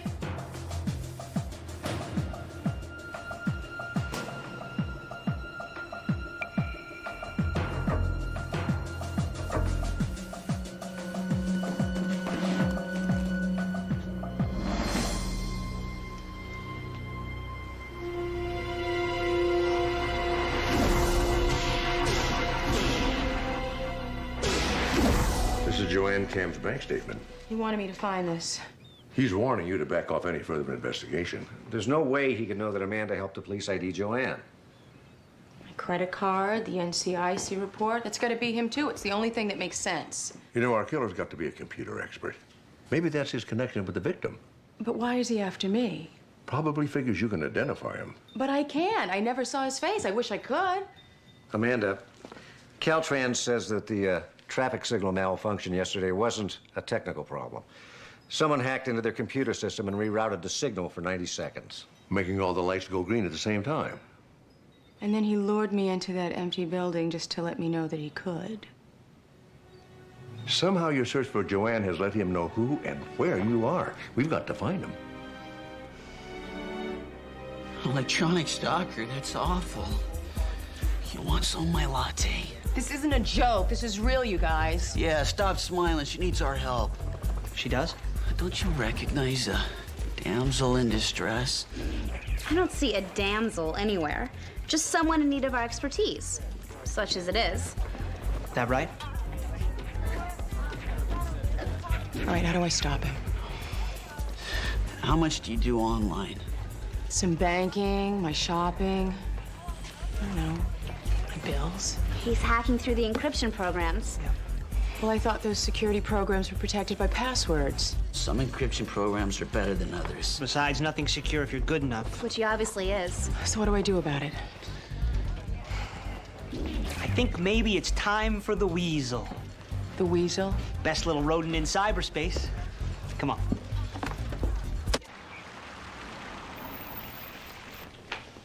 Hey, Amanda. Have you seen Steve? I gotta talk to him. I think he's home. Wow. You actually let them in there? Well, they're your friends. Besides, I don't think I really had a choice. If I don't make a move, this guy's gonna ruin my life. It is pretty scary how easily he seems to be doing it. Do you ever think about how vulnerable we are? You know, all that information floating around out there in cyberspace. Sometimes I don't think we exist anywhere but online. Oh, but we do.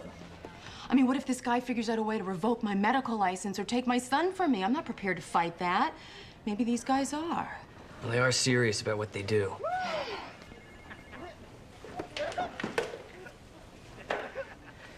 Mostly serious. I gotta go.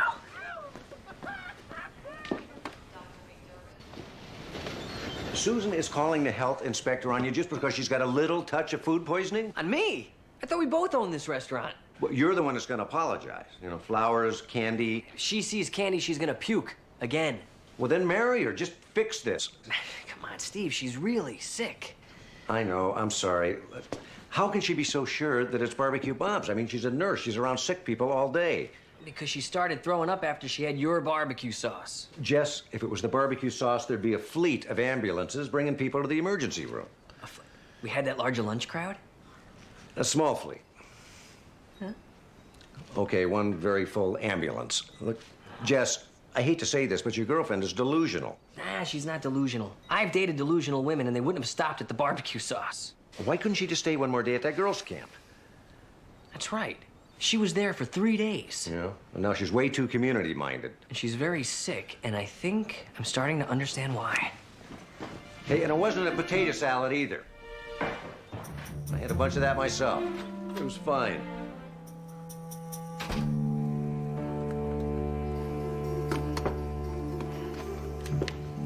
No, I wouldn't do that if I were you. That's scalding water to clean the autopsy table. Oh. You guys, it's been 3 hours. Are you sure this is gonna work? Absolutely. We just don't know when your stalker's gonna launch his next attack. And we have to be online when he does. All right, so we wait. I wish I'd never found Joanne Cam. I mean, who in their right mind would put a live camera in their living room for everyone to look at? It's stupid. It's cool. Showing people how you live.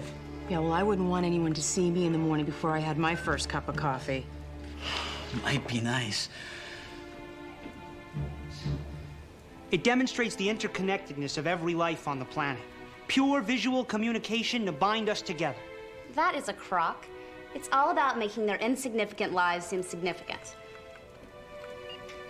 Say you're some poor slug who works in a cubicle all day, barely see your coworkers, never see the boss.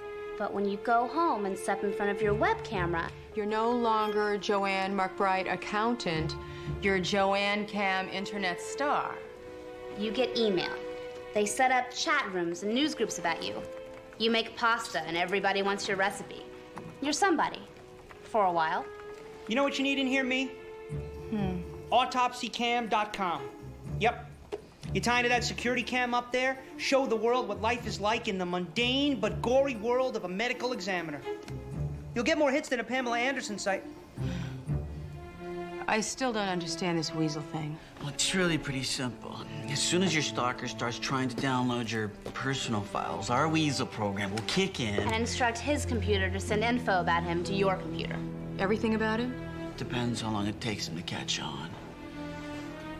Don't worry, Dr. Bentley. Joanne Cam may have sunk beneath the icy waters of cyberspace, but some of us will survive. Here we go.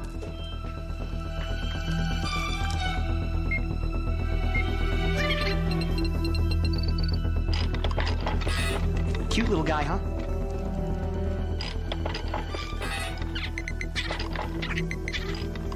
What's that? His modem number. JW's sending it over to Boyd's computer to get a reverse directory listing. Now.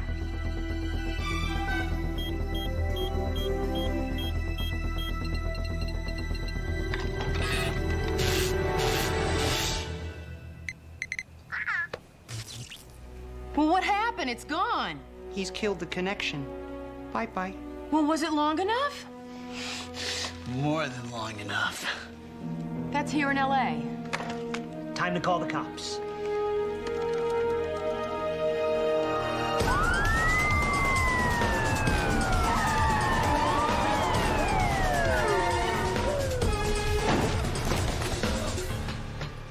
Amanda? Is it the killer? We have something, but it's not what we're looking for. Check the back. Yeah, got it. The killer wanted you to find him. He lured you here. Stabbed to death less than an hour ago, I think. Just after you found the address. This is Sloan. I mean, a crime scene unit and a coroner's wagon. Steve?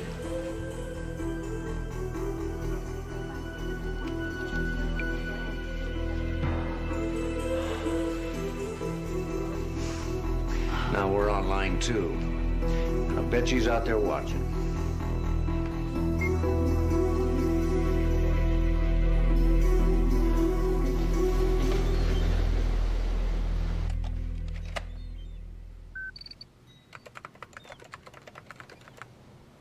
I don't see what my list of unsolved homicides is going to give us. The link between your two dead webcam operators. So I went looking at the webcam index site looking for links that don't work anymore. Well, there must be a lot of them. Oh, there were. Now, if we can cross-reference the information we have on them with your list of unsolved murders. I don't think I like where this is going. You found a match? Yep, there's 6 inactive website addresses, 6 cities, 6 murders, and 6 matches. We've got ourselves a serial killer.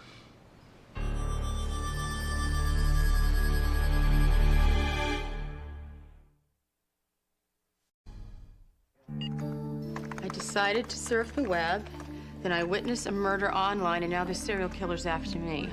I don't get why he's destroying Amanda's credit report. And why he's committing murder in front of witnesses. Because he's killing people twice, once in real life and once in cyberspace. But how does the killer know where the victims were? I mean, in the real world. Because he knows where to look. Let's log on to one of those webcam sites. Another fascinating glimpse into the daily life of America. Okay, now there's a shopping bag on the table. It looks like it says Filene's Department Store. And Filene's is only in the Northeast. That doesn't narrow it down much. Yeah, but this does right here. Look at that. Magazine with a subscription label on it. Yeah, but it's too small to read. Well, it wouldn't be if you had a digital enhancer. You could blow it right up. This guy's most deadly weapon is his keyboard. He must have known about the Weasel program. That's how he lured us in. Which means he could be one of those computer geeks who planted it for you. Oh, come on. I walk in there, I ask for some help, and this would be the one place in the world where he hangs out? Still wouldn't hurt to check him out. Whoever our killer is, I think he just made his next move. Amanda, your car. Wait a minute! What are you doing? Come on. I want to meet these new friends of yours. He's ruined my credit history, he's had my car towed, and the NCIC thinks that I'm a 60-year-old man. What's next, the IRS? That's what I do. There's a surprise. Now, we know you've tried to stop him before. And it didn't work. He obviously guessed somebody tried to use the Weasel on him. This guy's really good. Better than you three? No way.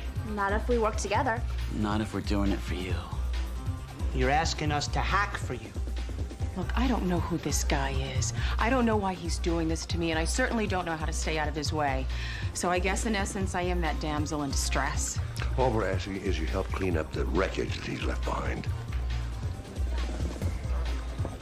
We have to start with the obvious. The credit reporting companies, see what's screwed up there? It's easy enough to fix. We'll have to hit a government computer or two, no way around it. You're talking serious illegalities here. Bogus passwords. Host rerouting. Encryption busting.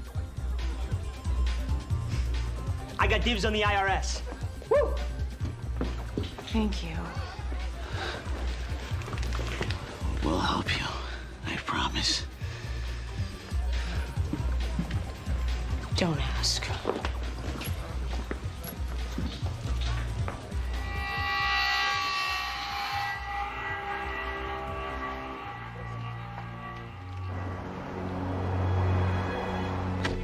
Hi.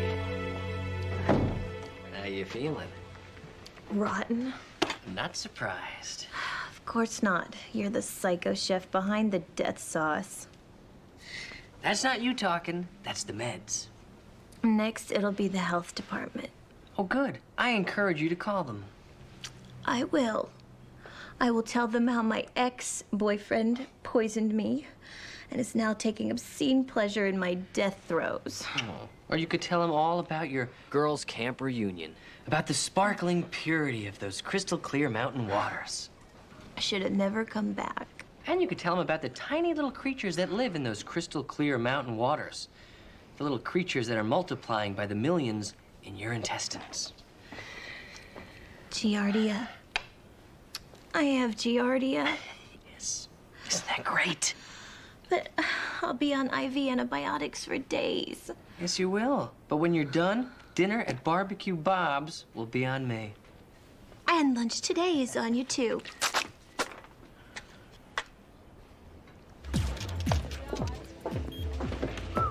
Her mortgage company, too? Looks like they're about to foreclose on your house. What? We fixed everything else. We'll get this too. Attention all units, reported sniper at Ventura Boulevard in Haskell. Suspect is a white-haired male, approximately 6 feet tall, 65 to 70 years old, armed and dangerous. We'll have to try the password production program. No, it'll take too long. Let's try a mnemonic or a common sense. You type in equity and it gives us access? Not likely. Well, it's worth a try, isn't it? Yes.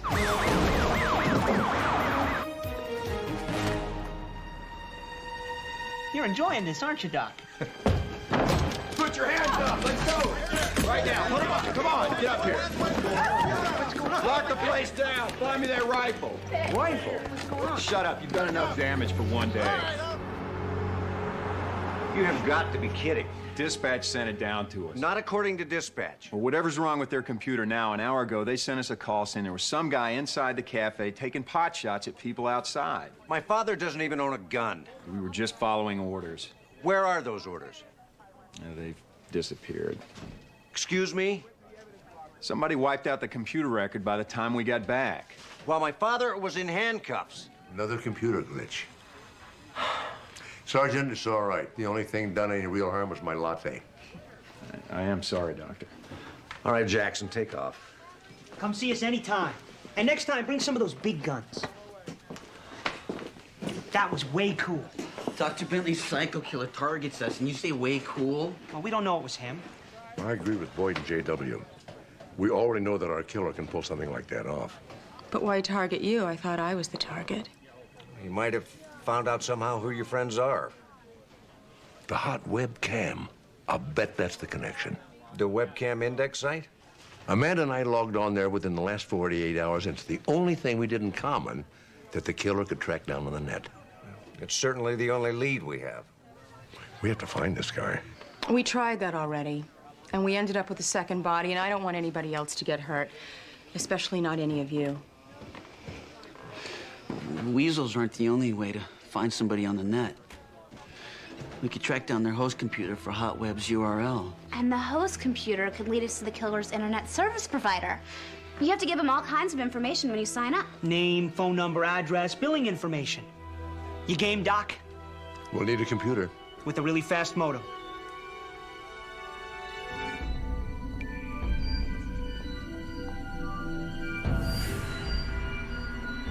This is the address the computer came up with.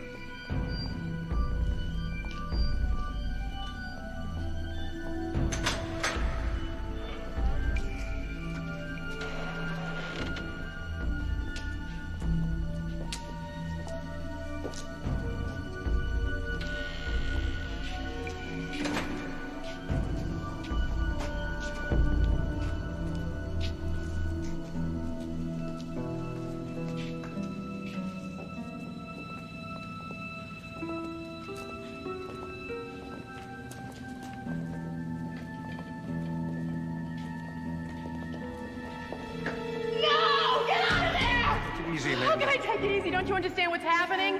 It's exactly what went down in that apartment. He's lured us here because he's going to be there. Then we have to find that website before he does get there. That's impossible. Maybe we can identify something in the room. Anything that'll tell us the location of a website, okay? Right, so what do we see? A fish tank, a pile of books, papers. I don't know, maybe he's a student. Could be a dorm. If we could only see the label on that magazine. What about what's on the table? Postcards, folded newspaper. Oh, no. Steve, that's him! No! No! Oh, my gosh, no! Oh.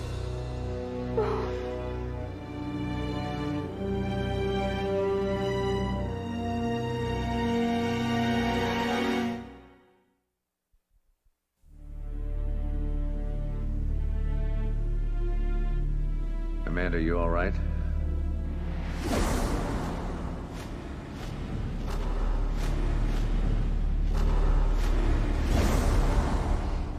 He's taunting me. We have to find him.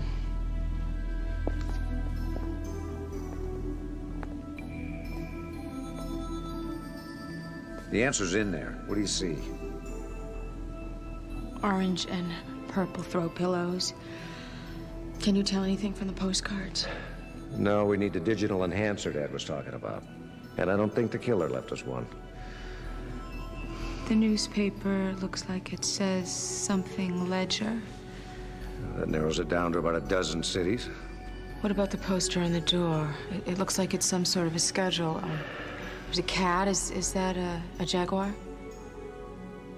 No, it's a cougar. Look, we already figured this guy's a student, right? Yeah, from all the books and papers. And he's old enough to be in college. Well, the orange and purple could be school colors. And the cougar could be a team mascot. Sounds like Puget Sound Junior College to me. Are you sure? Dead sure. When orange and purple Cougars beat your team 120-17, you remember. Then the paper could be the Seattle Ledger. I think we got him. As soon as we know something, you will too. Right. Seattle Police Department's on standby, but they can't do much without an ID. Well, the last passenger manifest is coming through right now. I had no idea there were so many airlines flying out of L.A. Major carriers, minor carriers, puddle jumpers. We're lucky we got the manifest as quickly as we did. Okay, we know our killer was in Philadelphia 2 days ago when he killed Joanne. And here in L.A. yesterday when he killed the guy Amanda and I found in that apartment, which means he left for Seattle sometime after that. And he killed the Puget Sound College student 4 hours ago. So if we cross-reference the Philadelphia to L.A. flight and the L.A. to Seattle flight, we should get a name. If he didn't use an alias. He didn't. Charles Coulter. And he used a company credit card, Thunder Shoes Athletic Footwear. I'll bet you he's a sales rep. That's why the killings are all over the country. Well, if he is, he's a careless sales rep. Using his own name. It's not too smart. Didn't think anybody'd make the connection. I'll call Seattle PD back. What? Hold on. Coulter is not in Seattle anymore. The flight arrived here in L.A. half an hour ago. We'll have a unit waiting for him when he gets home. I'll call Amanda.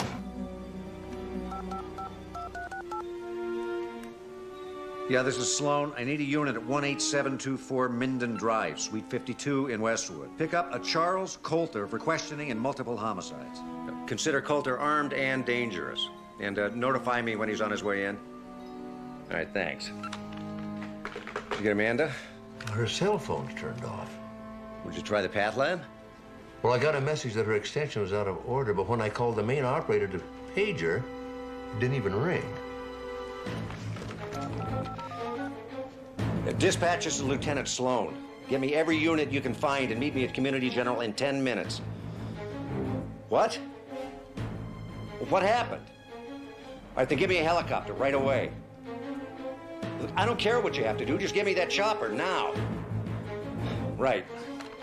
Traffic snarled all around the hospital. A bunch of traffic signals malfunctioned. It's like that intersection the other day. He's after her.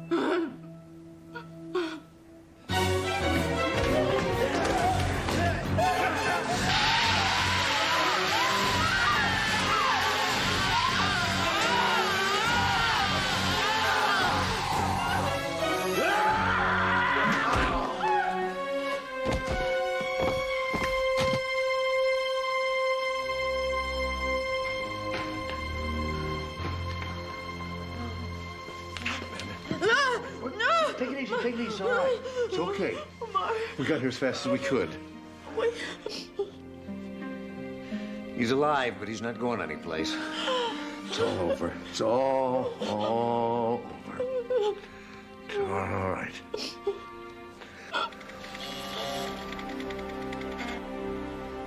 Jesse, what is that? Barbecue Bob's is about to become wired. You're not going to try and get on the internet in that thing, are you? It's a dinosaur, The man. lawn's in the trash. Put a frame on it and put it on the wall. It's beautiful. Jesse, get that thing out of here. Come on, Steve, that thing is gonna help us turn this place into something really hip. Hip? That's right, hip and profitable. We're gonna make internet connections available for any patron who wants to log on. Games, chat rooms, you name it. We're gonna be turning people away. What are they going to do, type and eat ribs at the same time?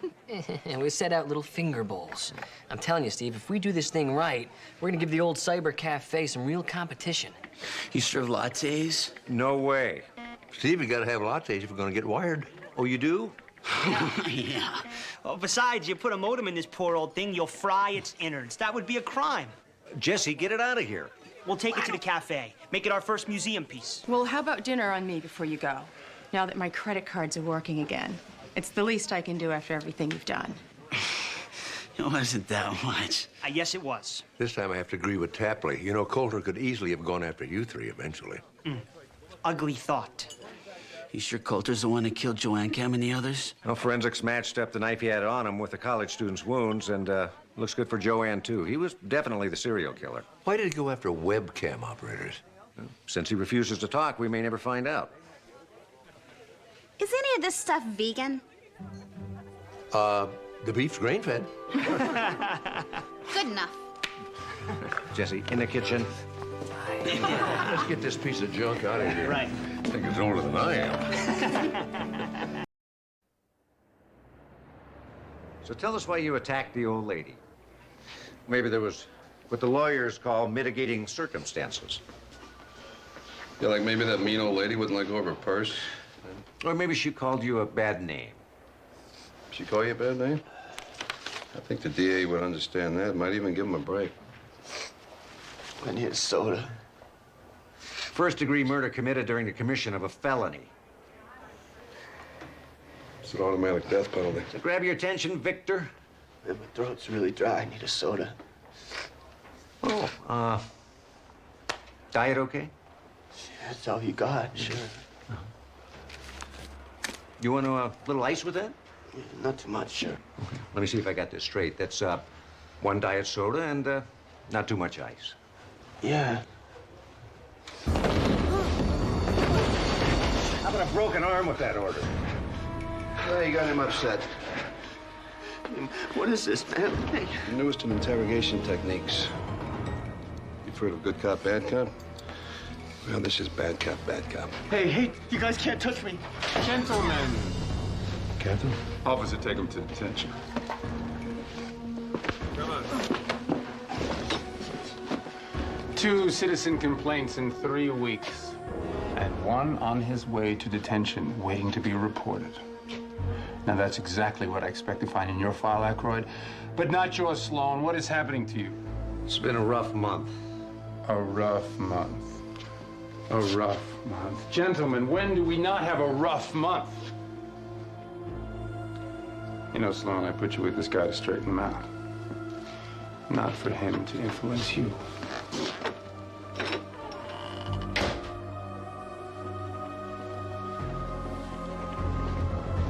Last time he was on the street, the Kennedys ran D.C. He doesn't know what we're up against. He doesn't give a damn either.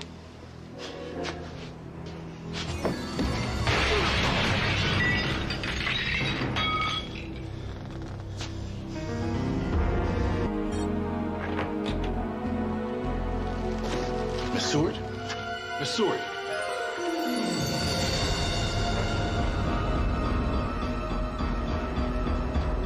Is she dead?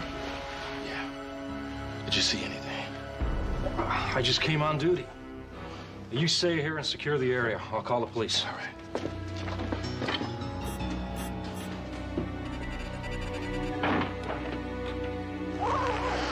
Watch it. Okay. us.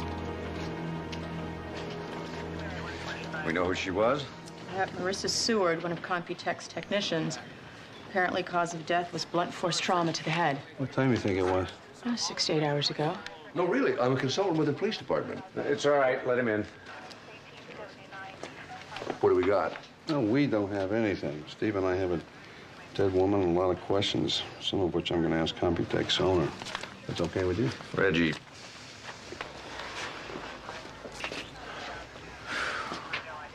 How did Steve end up with a guy like that? Oh, Reggie, Steve's old training officer. He's been having a little problem lately, and the department asked Steve to try to get him back on track. Nice assignment. Mr. Carver, I tell you sure got a lot of high-tech stuff in this room. What exactly do you people do in here? This was a clean room, a sterile environment where we recover and repair damaged hard drives. Temperature, humidity, and dust are all tightly controlled. Even the smallest particle can destroy sensitive information. Was Marissa Seward doing anything particularly important? Good question. I would never thought to ask that. We had a rush job. DBC Insurance is under investigation for money laundering. So when the company deliberately crashed their hard drives, the Justice Department hired us to resurrect the information. Where are the DBC discs? Still on Marissa's workbench. Tell me about your security system.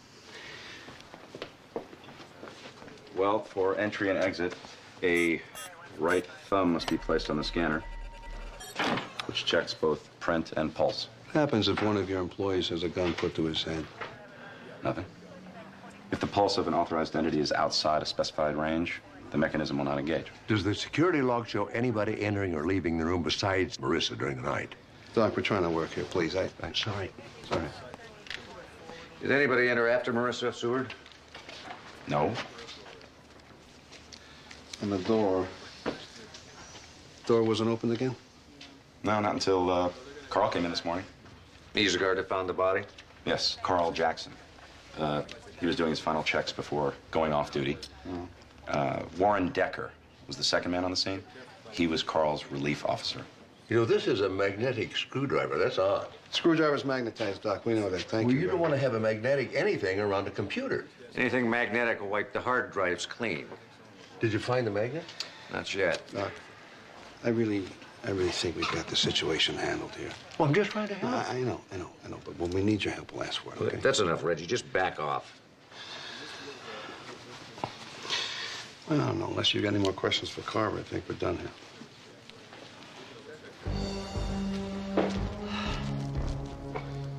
I'm sorry, Dad. You don't have to explain. I understand. The man's just not a morning person. Cause of death is cerebral hemorrhage. Apparently, the victim's head was slammed into a computer monitor. Nasty. To say the least. Her core body temperature indicates that she died almost immediately after entering the clean room. After locking the door behind her. Excuse me. I'm just a little confused. I thought we'd already established the fact that Sloan and I are running this case. Oh, and Amanda and I were discussing... Aren't you supposed to be treating patients, or do you have a cop doing that for you? What's the autopsy show? Cerebral hemorrhage occurring shortly after the victim entered the clean room, Detective. Anything else, Amanda? Yes, stomach contents for shrimp, pasta, tomatoes, things of that nature she apparently had for dinner. Here's an interesting thing here. Dead mosquito in those clothes. And it looks like it's full of blood, too. Don't you have some vaccines to give, Doc? You can drop the attitude, Reggie. We're all on the same team. Don't you know they can hear you out in the hallway? What's the occasion, Archer? You decide to spend your day off with the recently deceased? The last time the chief gave me a day off, I spent it having my appendix removed. I'm taking over this case. You got a problem? Take it up with your captain. Did you do this? But you don't make a couple calls and get me burned with Newman? Is that what you did? Look, I need this case. Now, you know that. My father wouldn't do that, Reggie. Yeah, I know. He's got a lot of love for me.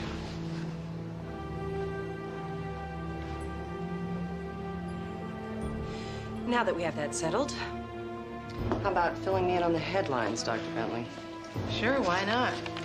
For the third time, the victim died of cerebral hemorrhage. Her head was smashed into a computer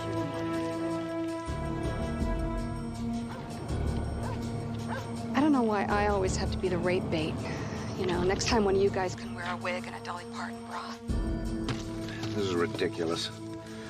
What's that? If we didn't have to babysit you, I wouldn't have been pulled off a murder investigation for a routine rape stakeout.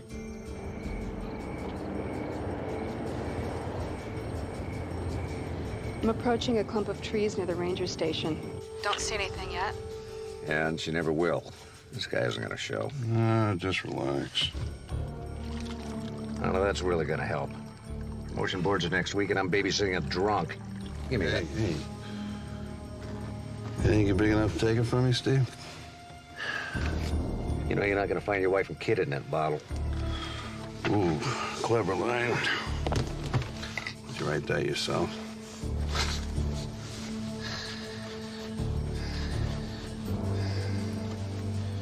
You have no idea what it's like to have your family walk out on you and disappear.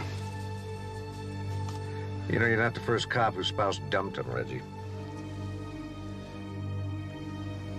It's been a year, Reggie. Get over it. Okay, I'm past the ranger station and nearing the bathrooms. My wife didn't abandon me.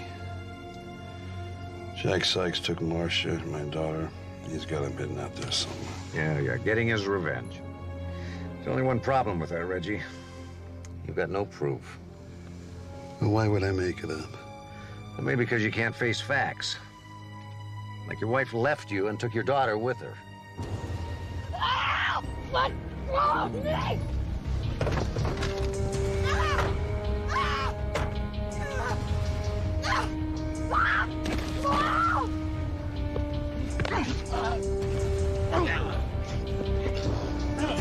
You all right? Daddy! Call for backup.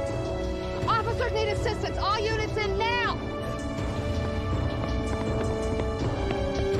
Hold it!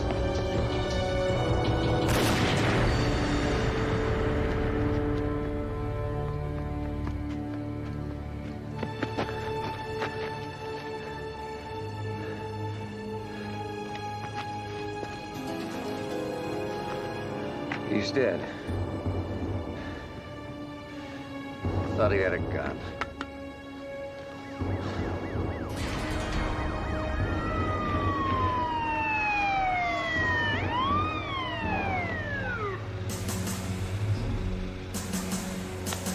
What are you doing? Relax, it's coming.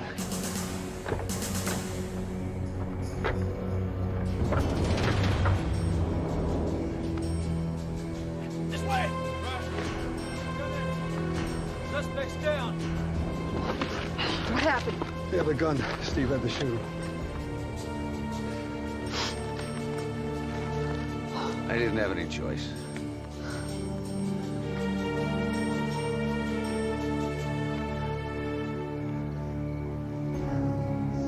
Let me understand how this went down.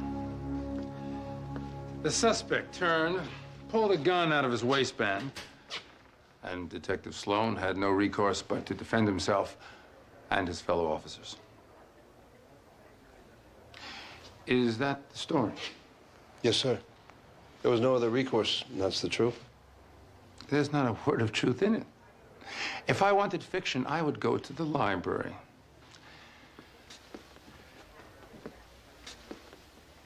Sloan, we all know what really went down last night. If I bring in internal affairs, they're gonna fire you, arrest you, and prosecute you in that order. I mean, I even sense some civil rights violations here. Maybe I shouldn't stop at the IA. Maybe I ought to call in the feds. Are there any other choices?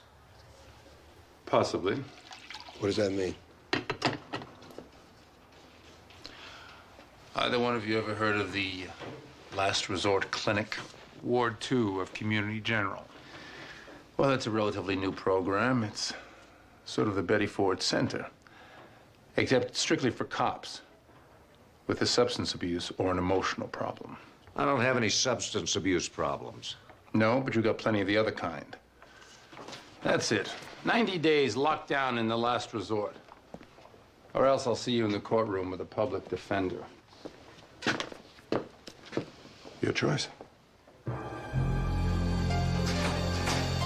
Sloan, Aykroyd. We've been expecting you. And you are? Dr. David Sinclair. I'm in charge of this establishment. You want to sign in and empty your pockets? Want to open up your mouth?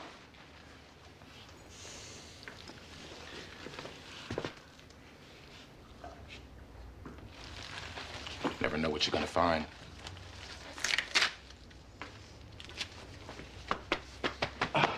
It's a nice place you got here. Oh, yeah, humanizing, isn't it? You're expecting something different? I couldn't tell you. I didn't get a chance to peruse the resort's brochures. Gentlemen, here's the story. 90 days lockdown. You attend 2 encounter sessions a day, afternoons and evenings. Great. In the mornings, you go to exercise and then testing. No drugs, no booze, no sex. If you get caught doing any of those 3 things, you're out of the program. They can face your consequences on the outside. Your bags will be returned after we go through them. Welcome to the last resort, gentlemen.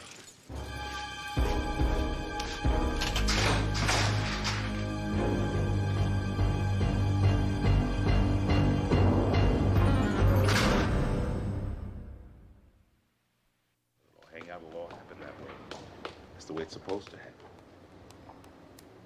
Gentlemen. Fresh meat, fresh meat, fresh meat. Settle down, Delroy. Hey, you'll have to excuse him. 10 years undercover with skinhead speed dealers has left Delroy a mite hostile. I love being assessed by a woman, first of all, whose idea of a police procedure is snorting coke with suspects. I was hoping that we'd all pass the show off stage. Have a seat, gentlemen. You know, if you can't psycho-babble better than that, none of us are going to get cured. None of us are gonna get cured. Dad, what are you doing here? Dr. Sinclair asked me to come. I tell you, Steve is the last guy I'd expect to end up in Ward 2. Yeah, but Jesse, it's not something that just happened overnight. I'm sure it's been building over time. Yeah, but we should have seen the signs, you know? I mean, we're his best friends. Steve keeps everything inside. He's the one person I know that's been through so much and doesn't show it. We still should have seen it coming. Maybe it's because of the way we feel about Steve that we blinded ourselves to his problems. Well, whatever was going on, I'm sure he had no choice but to shoot that guy in the park. You do believe that, don't you? You paged me? I'm assuming that means the autopsy report on Seward is ready. Yes, but there's something else I want you to take a look at. Mark Sloan discovered a dead mosquito on the clothes she was wearing. Uh-huh. I'm kind of in a hurry. The chief has got me on 3 other cases besides this one. If you could just give me the report. So I spoke to a forensic entomologist who specializes in mosquitoes. In his opinion, the deterioration of its corpse puts its time of death approximately the same time as the victim's. I'll keep that in mind. You got that report?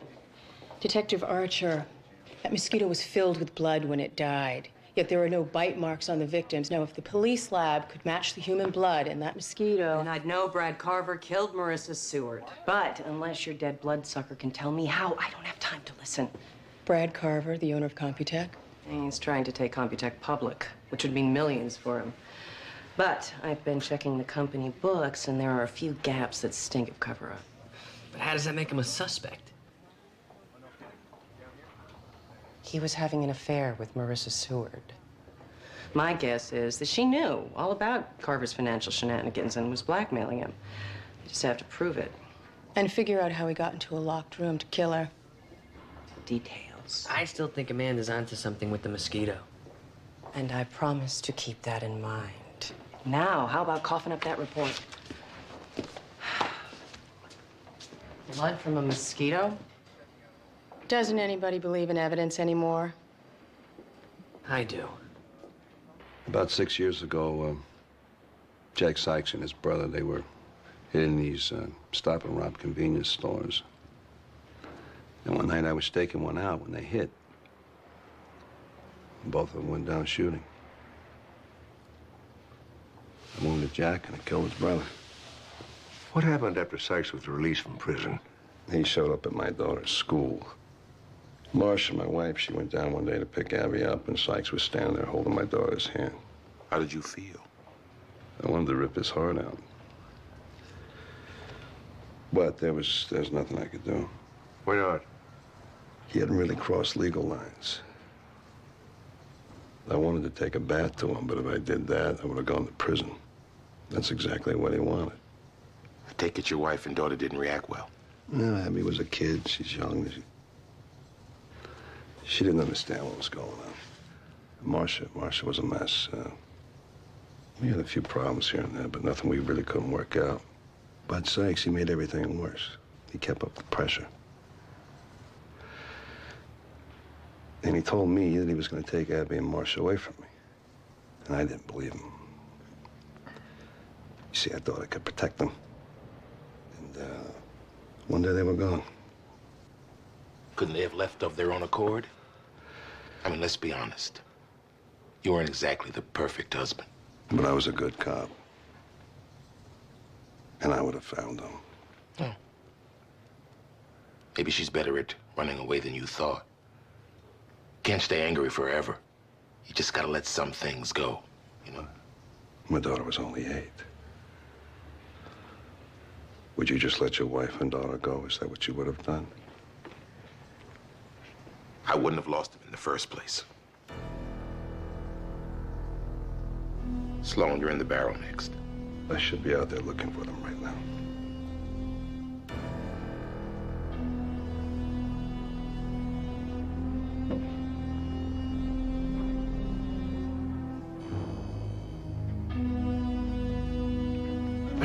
Now, this won't take long. Really? I've got nothing to say. So then why are you here? You tell me. You resent your father being here in the group? No. Well, then why were you so upset when you first saw him here? I wasn't upset. Just surprised. Aren't you a little embarrassed that your father has to see you here in the group? Well, we shouldn't be. He has nothing to be embarrassed about. I'm very proud of him. Even after he murdered a man in cold blood? He didn't murder anyone. The shooting was justified. You know your son so well. You two have such a strong relationship built on mutual trust that you have no doubts. None at all. Steve and I never have held anything back from each other. How about it, Steve? You want to say something? Want to tell your dad about some of the stuff that you're holding back that he doesn't know about? Come on, Steve, I'm here for you.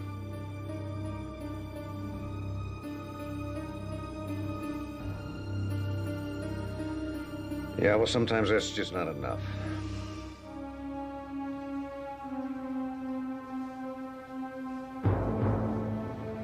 Shouldn't have held back from your father like that. Family's important. I ought to know I don't have one anymore. Saying I should have told him and the entire group what really happened in the park? No, I'm just saying that you... Listen, Reggie. When you figure out how to handle your own problems, then you can tell me how to deal with mine, okay?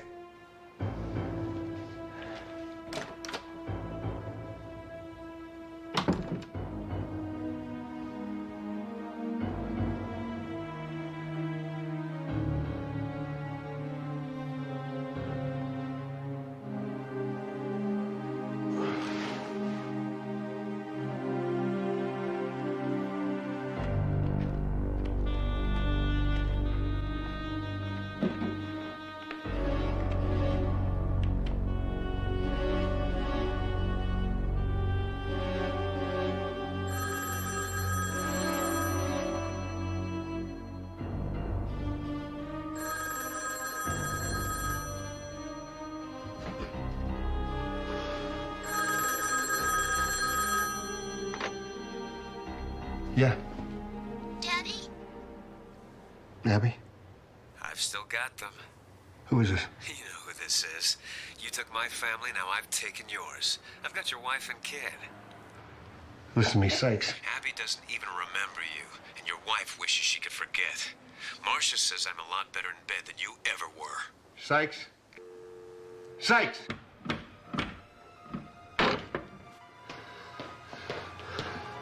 That was him on the phone. He's got Marcia and Abby. I heard Abby's voice. On this phone? You see any others? That's not possible. Why not? There's no dial tone. This phone's been dead for over a month. Talk to him on this thing. He did. I heard it ring. I'm not imagining it. What's going on here, Steve? Well, that's not too complicated. Somebody tried to call Reggie. On a dead phone?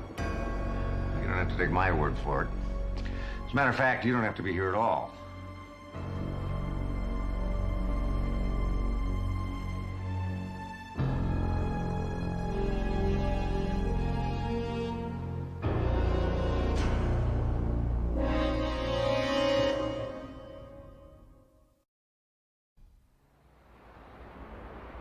What have you come up with now? A murdered butterfly? A squashed ant? We found a stain over here on the floor, and Amanda had it analyzed at the Path Lab. Okay, so dazzle me. Sugar-free grape jelly and organic peanut butter. Congratulations, you've just solved the mystery about what the victim had for lunch. You know, Detective, you really should take a look at my autopsy report. There was not a smidgen of peanut butter or jelly in the victim's stomach. Marissa Seward was a top technician.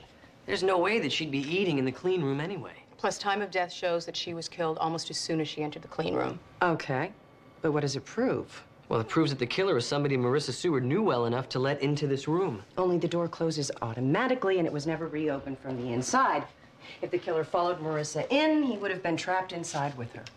I'm not saying he wasn't. All right, come outside, we'll show you. All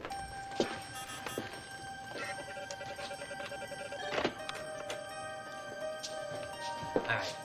Amanda, you be Marissa, I'll be the killer. Detective Archer, since they already have your thumbprint registered at security, you open the door, we'll go inside. Once the door has closed, open it again, go directly to the body, just like the security guard did, okay? Okay.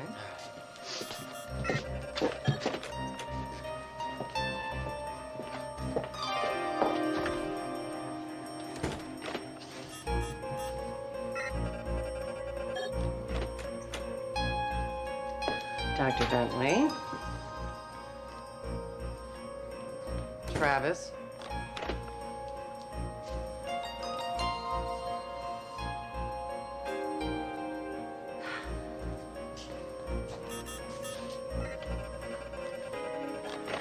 Okay, I get it, Hotshot. You were behind the door when it opened. It's just like the security guard. You went straight to the body, and I slipped out the door before it closed behind you.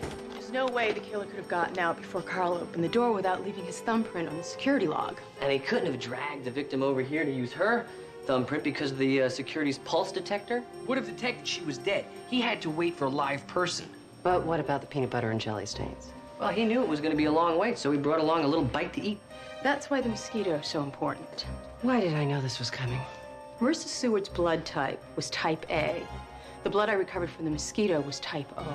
And the purifier here eliminates all the dust and the flying insects. So the mosquito entered with the killer and Marissa. It then bit the killer, and then before being crushed, landed on Marissa's clothing. Detective Archer, we're not trying to tell you how to do your job, but you might consider looking into Computex personnel files for the employee blood types. It might narrow down your suspect list. It could still be Brad Carver. He had no alibi the night of the murder. His wife was out of town. He claims he was home alone. Like I said, you might want to look into the personnel files for the employee blood types. Let me at least think. I'm still in charge of this investigation. I just had no idea how much difficulties he was having. You figured that your kid was fixing toilets for a living. Hey, Sinclair, educate the guy. Trot out the suicide and divorce statistics for cops. That's not necessary, is it, Dr. Sloan? No, I know how hard Steve's job is. But what I didn't know that he didn't feel like talking to me about it. You're not the problem here, Dad. Well, then what is the problem? That shooting in the park, did something happen? See, a man died. That's what happened. Well, it was self-defense. I mean, you had no choice. It was self-defense. It was self-defense. Jeez, I don't know. I was there. You want to be in the hot seat, Aykroyd? If not, this is Steve's turn. What the hell are we all doing sitting here? Good God, if you want an audience, sell tickets. I'd rather be outside looking for my wife and kid. You know something, Doc? You're pathetic.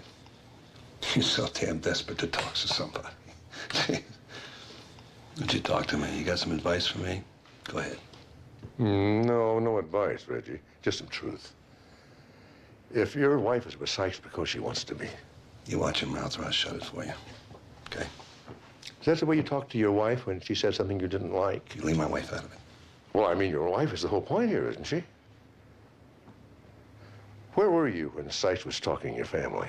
I was involved in a police investigation. All right. Well, you could have had time off for that. But you were on duty. Now, how do you think your wife felt about that? A criminal stalking the family? You think something else is more important? You're not a cop. You wouldn't understand. Your marriage was already shaky long before Sykes, wasn't it, Reggie? You know, maybe he was just what your wife needed. Somebody, anybody else to give her a little attention. And what a perfect way to get back at you. You don't want to go there. Your refusal to confront your responsibilities by hiding behind that badge made you a bad father, a bad husband, and ultimately a bad and worthless cop who ended up getting his partner and himself locked in this place. Take it easy. All right. Right, I got it. All right. Let's take a break, Reggie.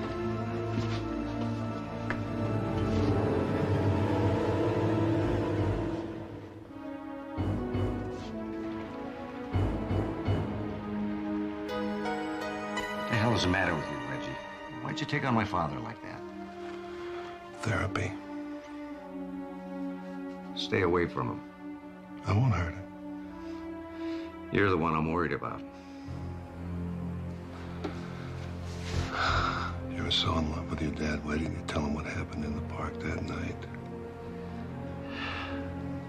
Maybe you're afraid he won't love you anymore.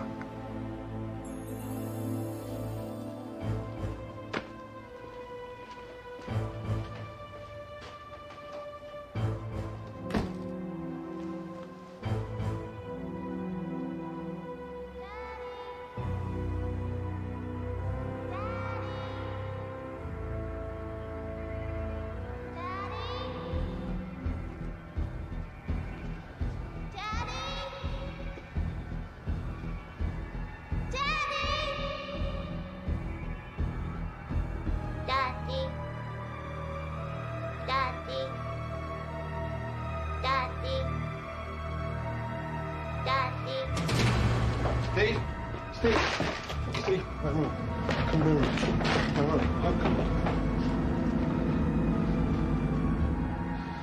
It was right here. It's right here. It talked to me. What did? It's right here. The doll, Abby's doll. It's like the one in the picture right here. It was right here, and it talked to me. I saw it. Reggie, there's no doll. It's all in your head. Sykes doesn't have your wife and daughter. They left you, plain and simple. Accept it and get over it. Phone call. What about the phone call? Now you heard the phone call. Reggie, I backed you up because I'm your partner. I didn't hear anything, and neither did you. It was all in your imagination. Steve, you gotta help me get out of here. Please, you gotta help me find Sykes and my family, please. Please. Reggie, I don't even know if Sykes has your family. Listen to me. You gotta trust my instincts. I trust yours. Please.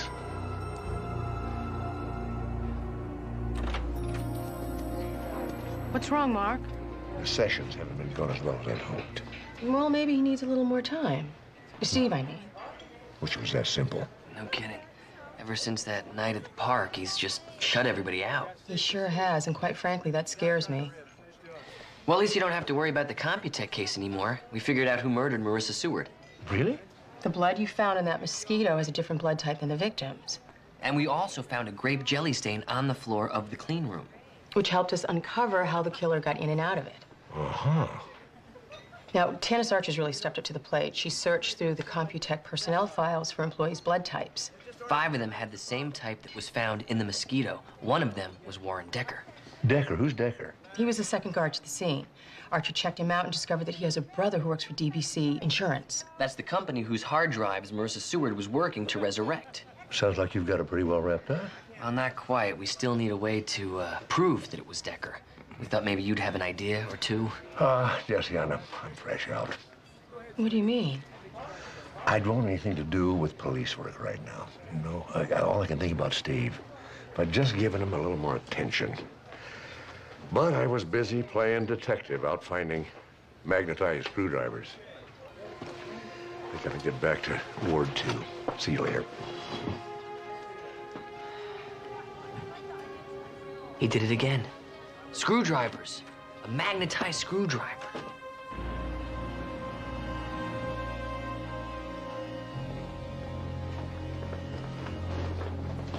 Listen, Dad, you got a minute? Sure. Talk? Yeah.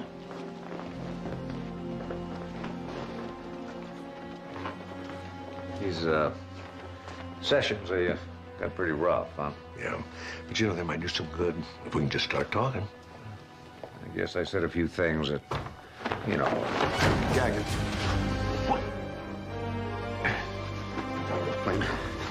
His feet. It's easy, Reggie.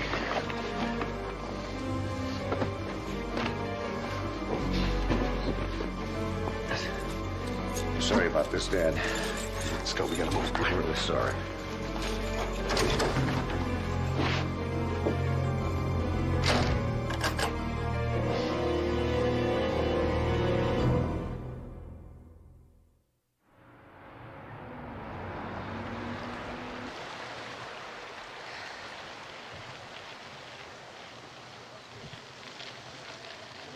Hi. How's it going? Fine. Ugh, a perfect day, huh? You're lucky your company has a patio like this. Take your breaks out in the open air, maybe get a little tan. Do I know you? Yeah, I'm Dr. Jesse Travis. You remember? I'm consulting with the police on Marissa Seward's murder.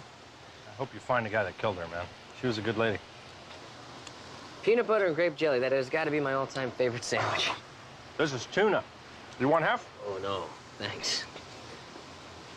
Is that a mosquito bite? Oh, I hadn't noticed. You want half of that, maybe? I hate mosquitoes, but unfortunately, they love me.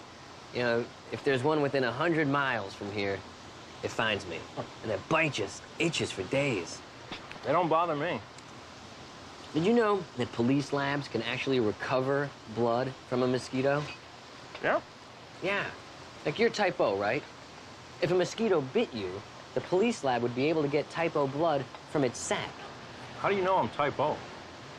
Because I'm type O. I mean, you can always recognize somebody with the same blood type. It's a little trick they teach in medical school. Is that right? Boy, that must have been pretty horrible finding Marissa Seward dead. Pretty ugly. Never thought I'd be dealing with dead bodies working at a computer company, you know?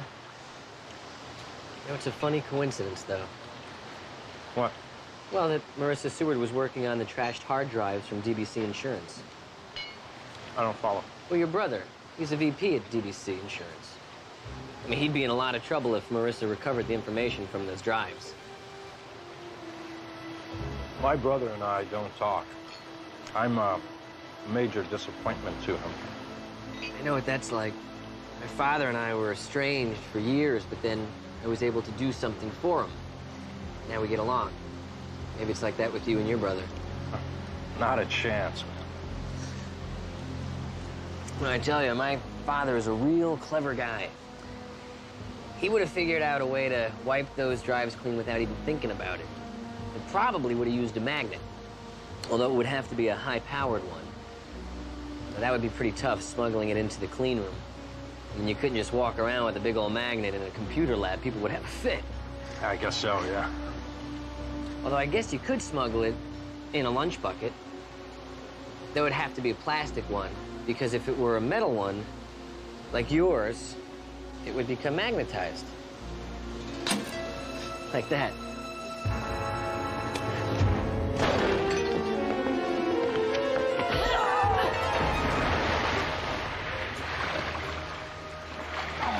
Guess what? You're still a disappointment to your brother.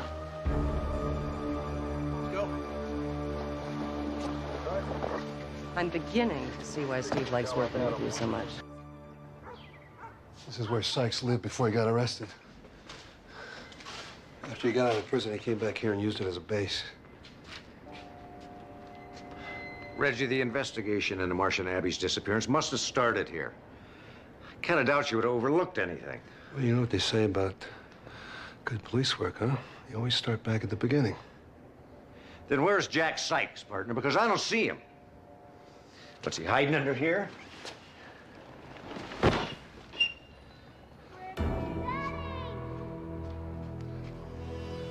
Stay here. Come on. Reggie. Hear that? Did you hear that? What is Sykes hiding your family in here, Reggie? What, has he got him in here? Hear that? Did you hear that? They're not here, Reggie. Don't you hear that? Hear that? Listen. What did I listen to you for? You know, I betrayed my father for nothing. What are you, deaf? Can't you hear that? I don't hear anything, Reggie. Wait. Listen. Just listen.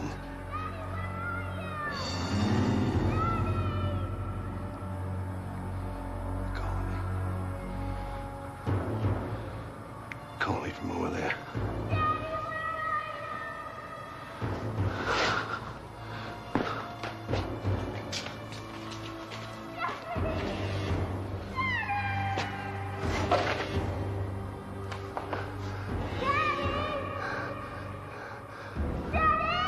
Call me. Baby. Happy? Honey? Did you hear that?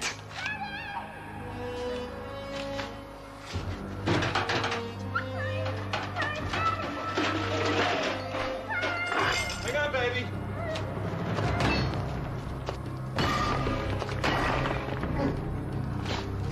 Hang on, honey, 1 second.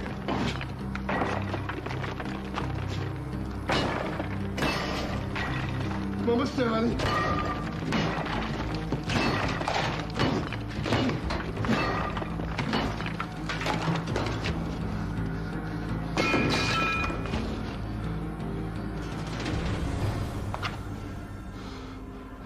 I told you I'd come back, honey. I told you I would. You're safe now. Both of you are safe.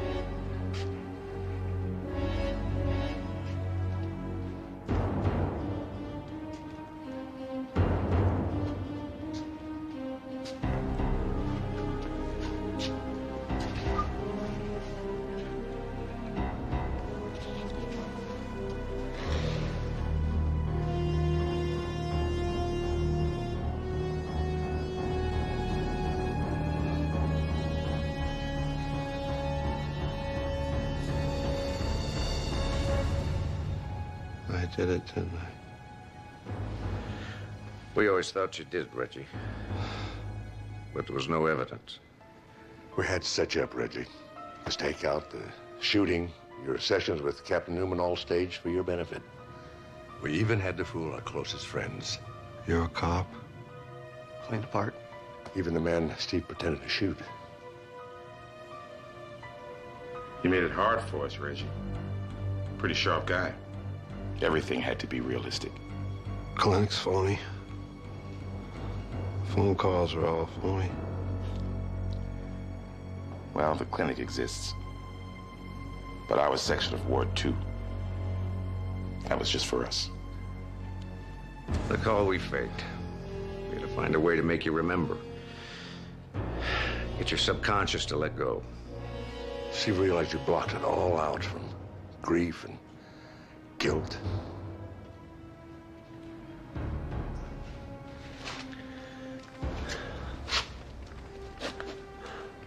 How did it happen? Got them in bed together, Steve.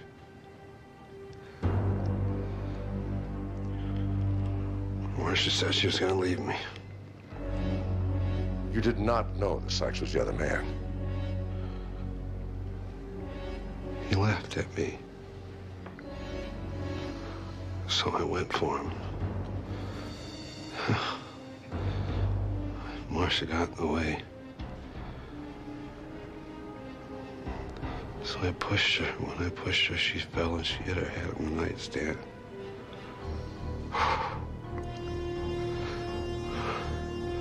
Sykes pulled out a gun. We fought for it. And Abby ran into the room, and the gun went off, and he killed her. Killed my baby. Because I shot him, Stevie. And I shot him, and I shot him, and I shot him.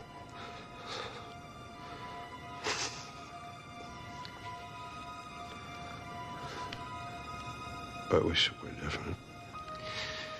I know, partner. I know. I shot him. We're gonna help you.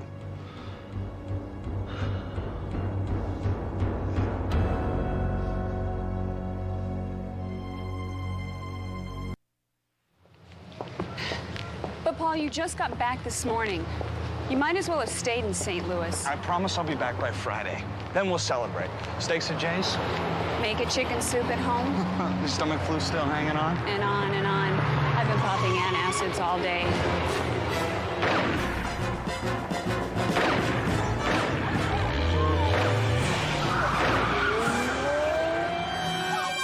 Celeste!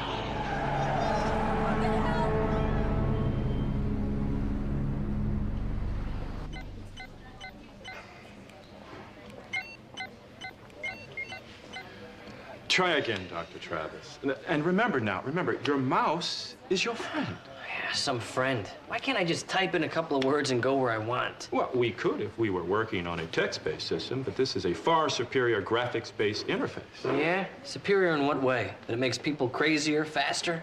Doctor, the hospital has made a big investment in these computers. Now, please, just give me and my system a chance. It's the mouse that doesn't want to give me a chance. It's the one that doesn't want to be friends. Look, it's not that hard. Let me show you. Just follow the icons like a clearly marked path from acquisitions to personnel to patient history. Uh-huh. As I was saying. Perhaps I should reinstall. Watch your backs. What do you got? 32-year-old male with a single gunshot wound to the left upper extremity. Lots of shed blood at the scene. No radial pulse on that side. I've got pressure on the bleeder. Let's go trauma 1. Let's move. Rapid pulse 120. BP 80/40. Okay, on my count. 1, 2, 3. Okay, I want 10 milligrams.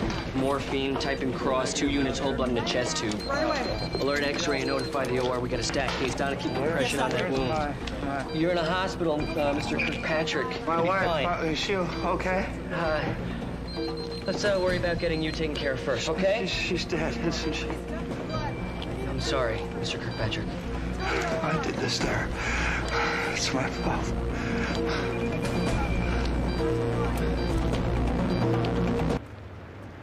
By all accounts, everybody loves Celeste Kirkpatrick. Including her husband? Apparently so. Everybody also says they had the perfect marriage.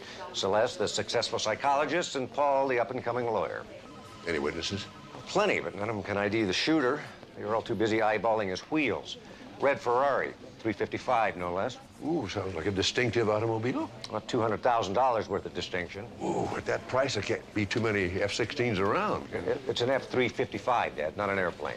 But you'd be surprised, between Bel Air and Beverly Hills. Kirkpatrick is in recovery. He came through surgery pretty well. His vitals are stable, and he's conscious. Stable enough to answer a few questions? I think I know what the first one's gonna be. Like, why did he say it was his fault that his wife died? Well, I'll let you know. Vince Thatcher. He's the one you want. He killed Celeste. I have trouble seeing a thug like Thatcher go into a shrink. He didn't. See, I was the target. I hammered Thatcher on a negligent suit last year. He swore he'd pay me back. I just never took him seriously. Dear God, I wish I had.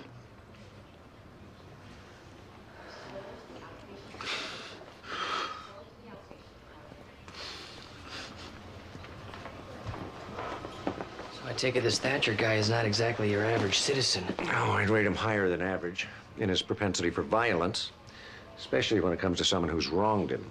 Well, then he'd have no problem arranging a drive-by shooting. Well, Thatcher'd have no problem doing it himself. He also owns a company that imports high-end exotic cars.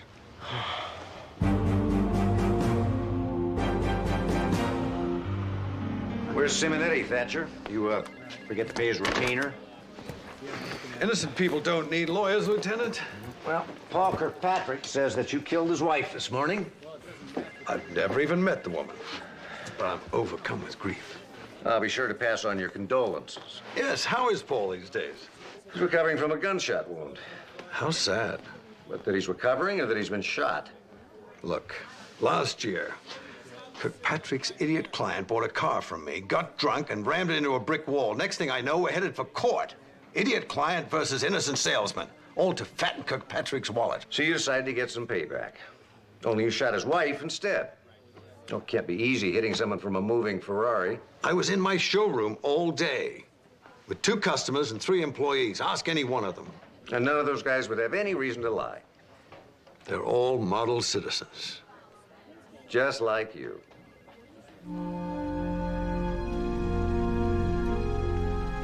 All right, let's run a curly to determine his age and get cross-sections on his left and right femur and humerus, okay?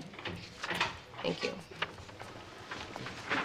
Hey, so you got a prelim on Celeste Kirkpatrick? Yep, it's not gonna make you very happy. I was hoping for something that would make the killer unhappy. Which one? Which one what? Which killer? Apparently, someone tried to murder Celeste 2 days before she was shot. All right, now I'm totally confused.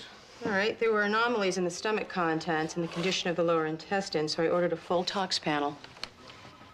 Traces of Actea rubra? Mm-hmm. Baneberry. It's a native plant. It contains a digitalis-like poison.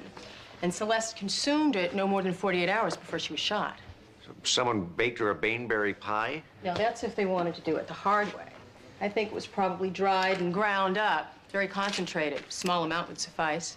Well, small enough to put in a medicine capsule? Only she wasn't on meds. I think that somebody slipped it into something that she was drinking. Juice, coffee, tea, something. But not enough to kill her.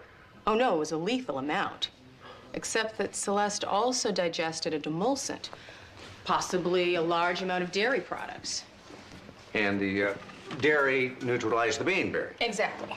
She was probably pretty sick and passed it off as the stomach flu or food poisoning. I told you there wasn't much here to make you feel happy. Why? Just because we may be looking for 2 killers with the same target? Or one. He tried to poison her, and when that didn't work, he shot her. Or whoever shot Celeste was actually aiming at Paul, and the poisoner is someone else entirely. Thank you. A man to tell you why Celeste did not succumb to that poison? Yeah, apparently because she ate dairy products of some kind. She had to have eaten that before she got the baneberry. You sure? Well, I'm pretty sure. I kind of suspect if she'd taken baneberry on an empty stomach, she'd be too ill to eat anything, dairy or otherwise. So if we can pinpoint when she took the dairy products... We know approximately when that poisoning took place. This is a copy of Celeste's recent appointments. Including last Wednesday? When she threw a going-away party for one of her employees. An ice cream party. To check out the staff? Yeah, none of them look good for this. Certainly none of them drive an expensive foreign sports car. But she did have 2 appointments after the party. Well, what do you think the odds are that one of those owns one of those, what do you call it, B-25s? 355, Dad. It's not a plain... never mind.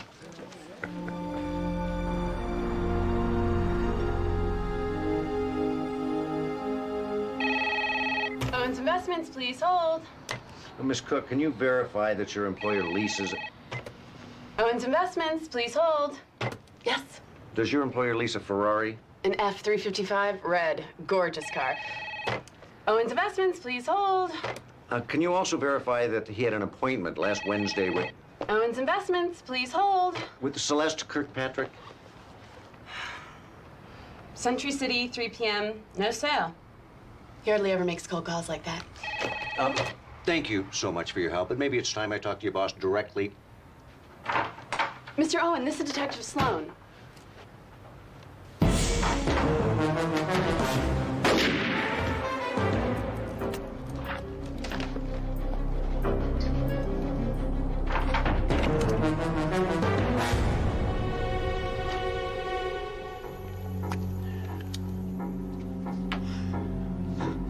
I'll call 911. Might as well call the coroner's office while you're at it.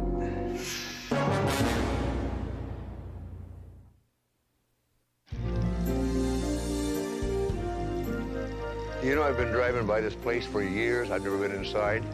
Not like you have. Don't you remember you had to chase your ball over that wall? And Mr. Landau Doberman gave me a very quick tour. Well, it should be more leisurely this time. That is, providing old Cuddles isn't still around.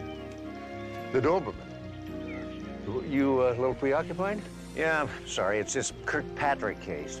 I tied Nick Owen to the gun and the poison, not to mention the car. Well, no tie to Celeste Kirkpatrick. Well, nothing would explain why I'd want to kill her. I mean, this guy's a CPA with 2 kids in college and no criminal record.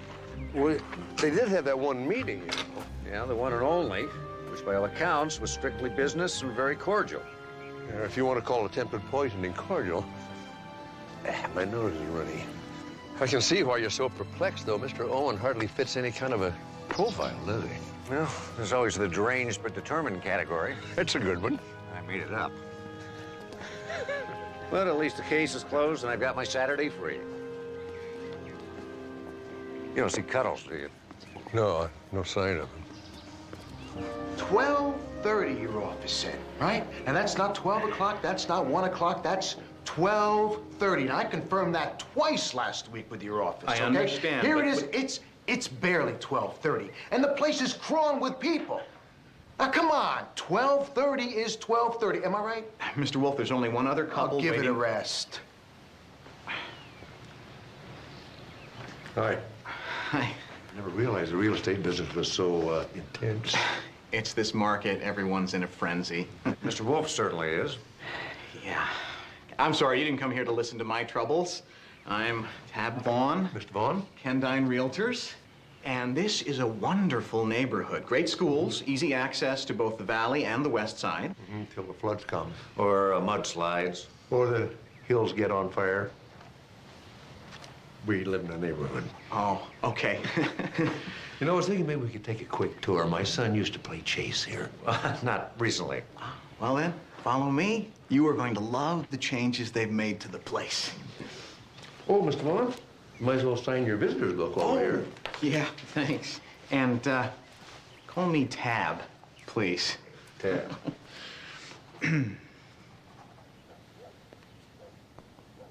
Look at the size of this room. You could cook a banquet in here and have room left over. No, thanks. I cooked 2 last Sunday. 2 banquets in one day? My first and my last. Don't let him kid you. He's got a great little barbecue business going. Look at this tile. Oh, it's nice. If you like Formica, that is. Formica? Oh, and these windows. Why do people spend a fortune to remodel their house and then just ruin it with these cheap windows? Evelyn, we gotta go. Windows are the eyes of a house. And I ask you, who wants cheap, shabby eyes? Well, they are double pane, very energy efficient. Evelyn. Oh, come on. I can't wait to hear your excuse for the atrocities in the living room. Look at these exposed wood beams. Well, that's like a feast for a colony of termites. You want to go see some atrocities? I'd love to. Look at these beautiful hand-carved doors. Oh, boy, you don't see that much anymore. Oh, my God! What is that? What? What, a heart attack?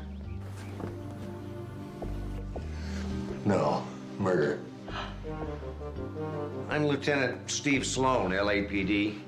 I thought you said you were in the barbecue business. No, that's just a sideline. Homicide is my main thing.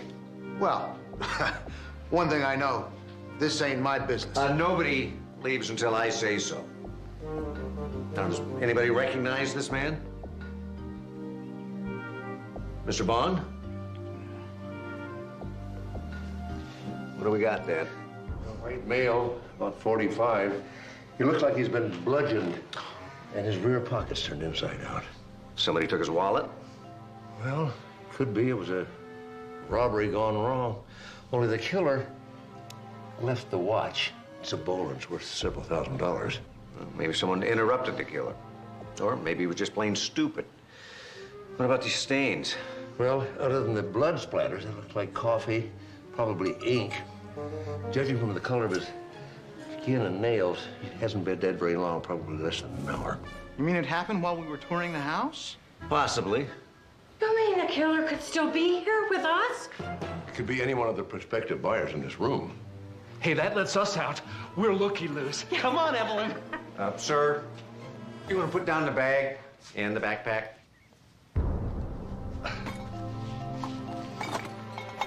Thank you.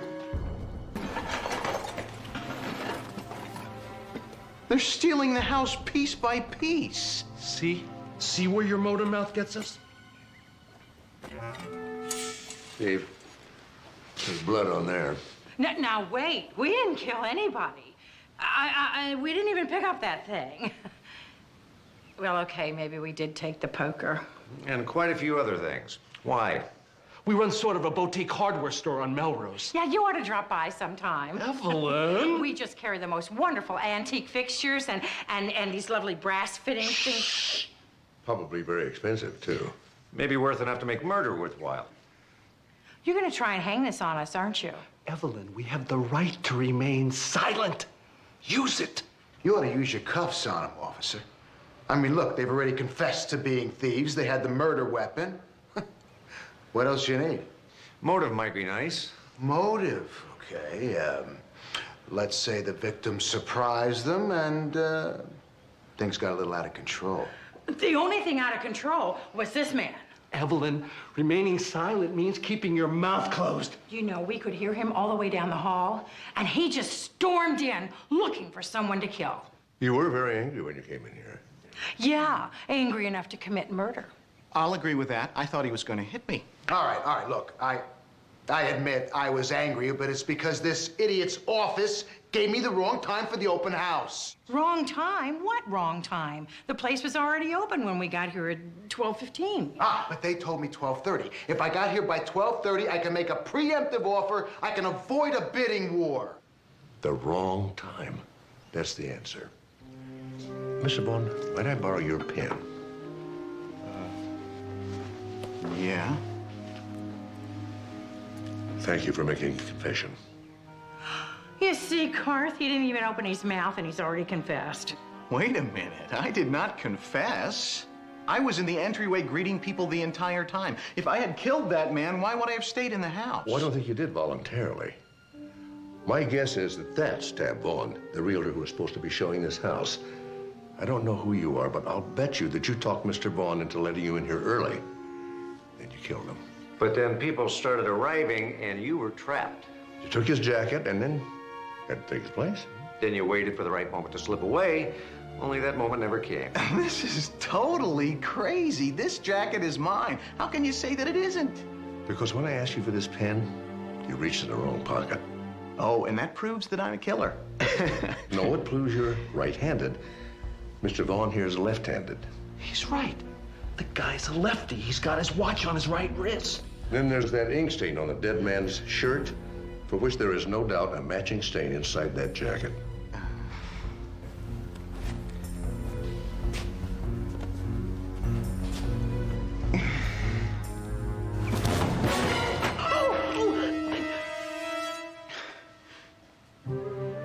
Tab, or whoever you are, I'll see your poker and raise you 144 special.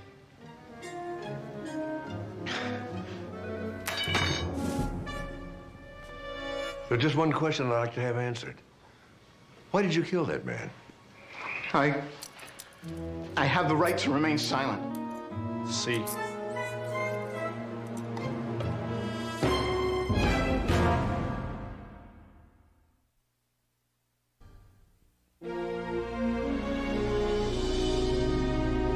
Double entry bookkeeping? Hope that doesn't mean we're keeping 2 sets of books. Nah. It means all the accounts have to balance. You take money out of the checking and put it into ribs. $900 worth. Ah, we go through ribs pretty fast around here. Not as fast as we go through ketchup. $4,000 for ketchup? That's $40. Steve, see that? That's a decimal point right there. Well, who can tell? Do you have to write everything like it's a prescription? Why do I take it you're not exactly in the mood to be doing this? Hey, I'm in a great mood. Any week you solve 2 murders has got to be a real winner, right? You tell me. No, I just prefer when the killer at least knows the victim. And Nick Owen never even met Celeste Kirkpatrick before the day he tried to poison her. Well, he said he wanted to sell her some stock. Maybe he got mad that she turned him down. Well, so a guy with no history of violence or mental illness decides to do a drive-by from a $200,000 car? At least the guy showed a little style.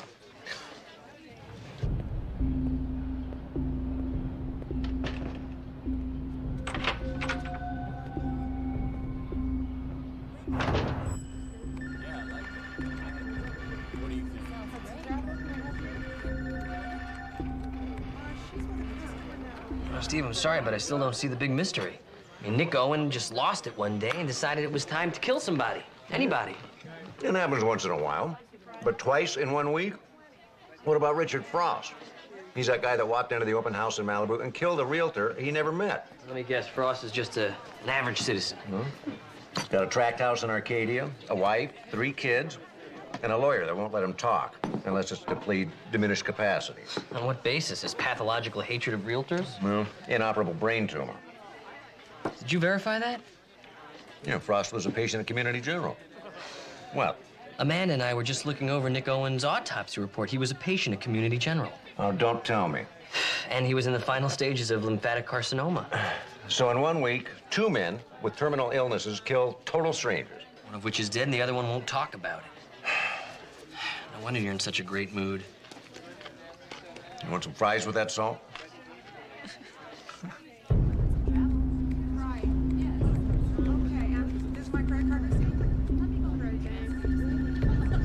Mr. Hudson, please. There's his desk over there. Just have a seat. He'll be right back. Thank you.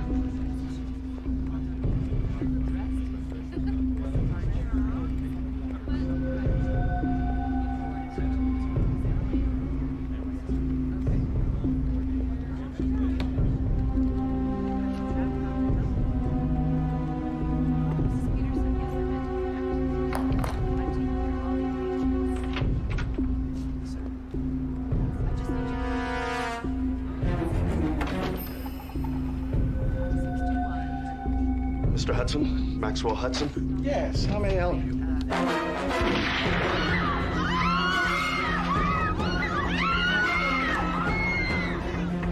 Everybody down!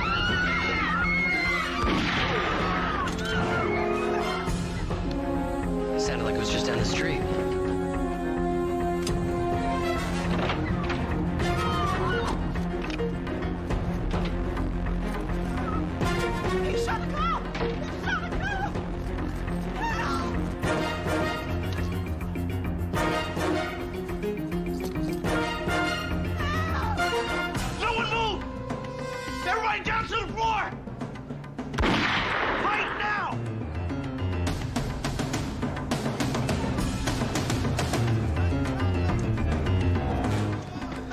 Call 911. Make sure we got paramedics and backup on the way. I'm on it.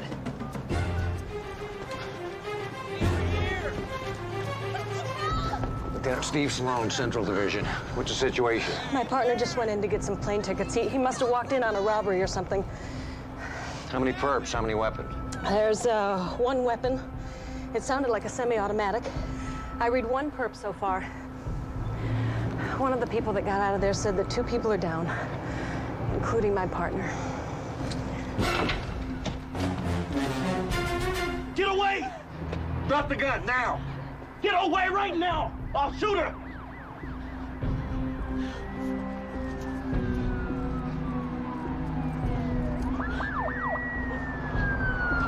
Jesse, go.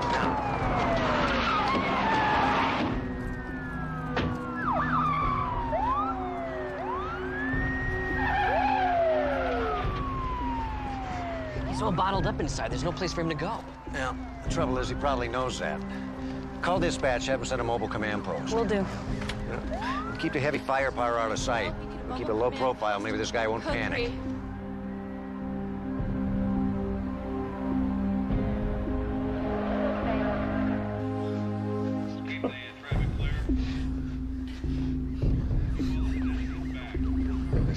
This wasn't supposed to happen. This wasn't supposed to happen. Gotta make a plan. Gotta do something. Gotta plan something.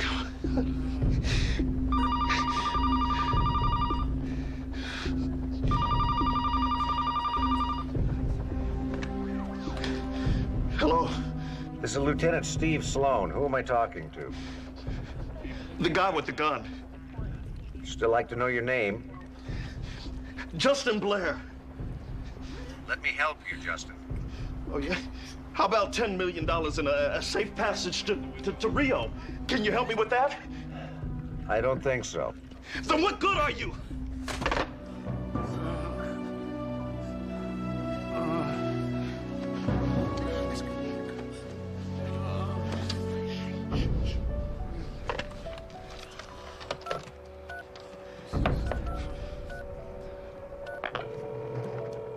Justin? Justin, we're talking on a captured line. All your calls have to go through me. How convenient. Who did you want to talk to? My wife. You want me to call her? Have her come down here? I don't know. Tell me what happened in there, Justin. What went wrong?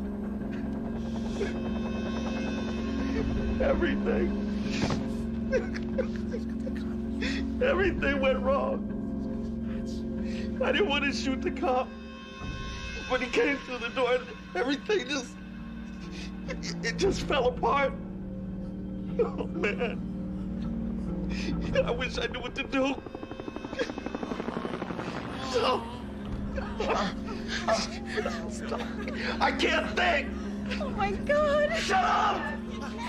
Everybody, just shut up! Listen to me, Justin. I can help you. I think we already established that you can. Let me take that wounded officer off your hands. Now, that will make things easier for you, won't it? Okay, Lieutenant Sloan. You keep saying you want to help. You come down here and take the cop's place. Justin. Come down here and take the cop's place, or I'll shoot him. I swear I will.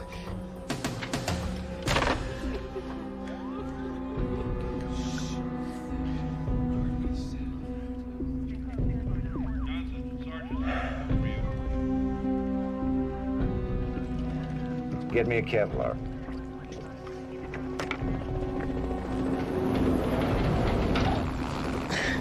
Just do me a favor. Call my dad. Steve. Have him check out Justin Blair. If he comes up with anything, have one of the techs patch him through on the secure line. Steve, I'm no expert, but I don't think trading yourself for a hostage is proper police procedure. Jess, you think I want to do this?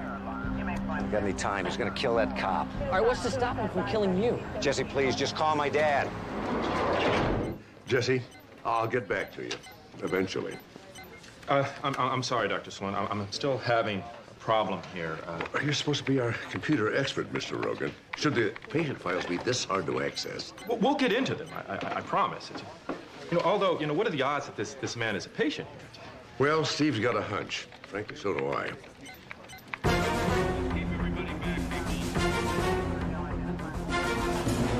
Okay, we've got 4 snipers in place. All they need is a clear shot. Just maneuver him to the front door or a window. Won't come to that. What, are you gonna try and save this guy? And the hostages, and your partner. A real hero. Steve? I'm here, Dad. Just like you thought, your Mr. Blair is under treatment here at Community General. Chemotherapy for lung cancer. He's terminal? Steve, this man has nothing to lose. Maybe I can convince him otherwise.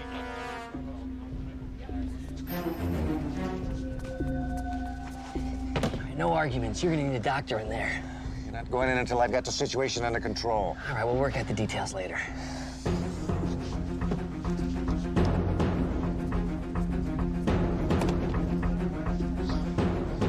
All right, when I say so, not a second before.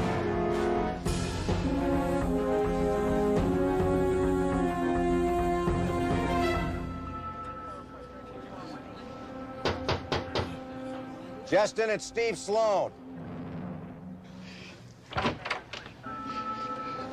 Hands high. Shut the door. Turn around. Turn around. I'm not armed, Justin. Yeah, right.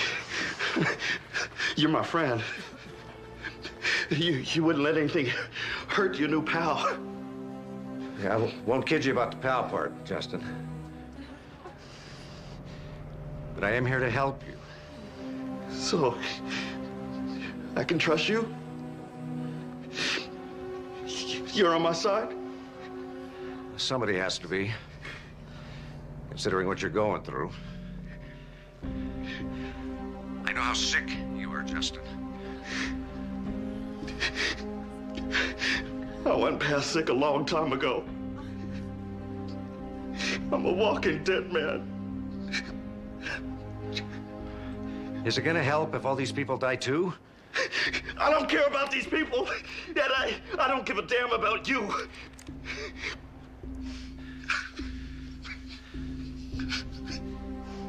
Justin, you and your wife, you have any kids?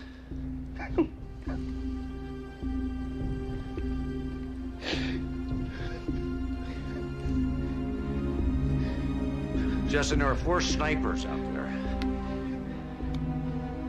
I'm supposed to get you over by the window so they can take you out. So 8 TV crews ready to go live when it happens. Is that how you want to say goodbye to your family? You really want your children to see that?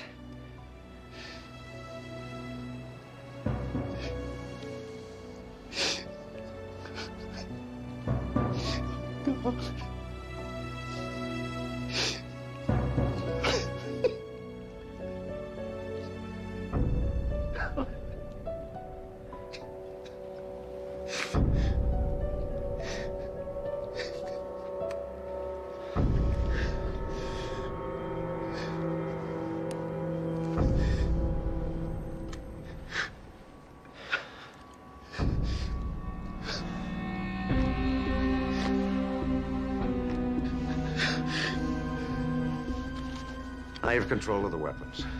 Send in Dr. Travis. Thank God.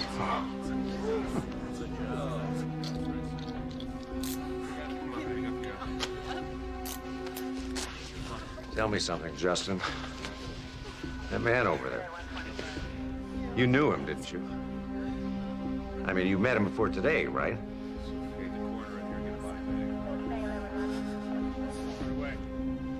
Read him his rights and get him out of here.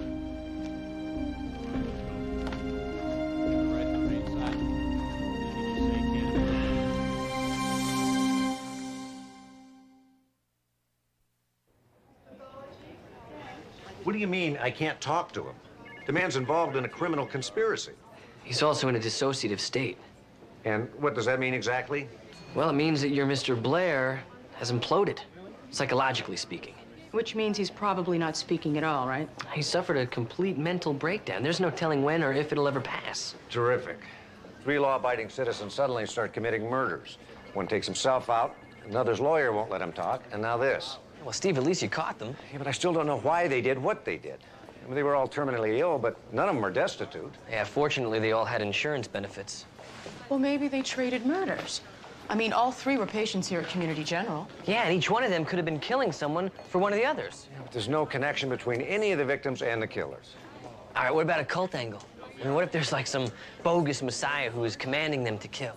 Jesse, sometimes you scare me. Wait a minute, that's not such a bad idea. Well, that's what scares me. Cults and terrorists have an agenda. There's a reason for doing what they're doing. There doesn't seem to be any reason here. Well, then there has to be another connection. There is.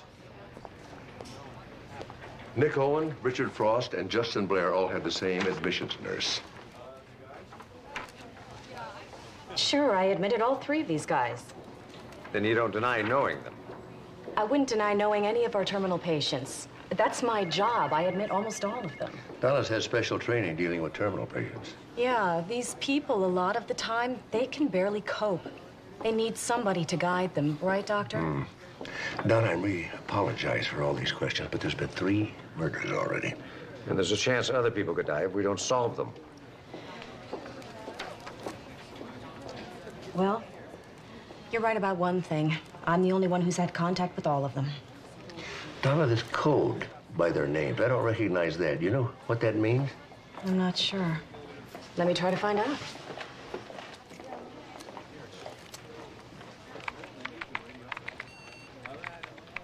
What it means is these patients' insurance claims aren't being processed by billing like everybody else.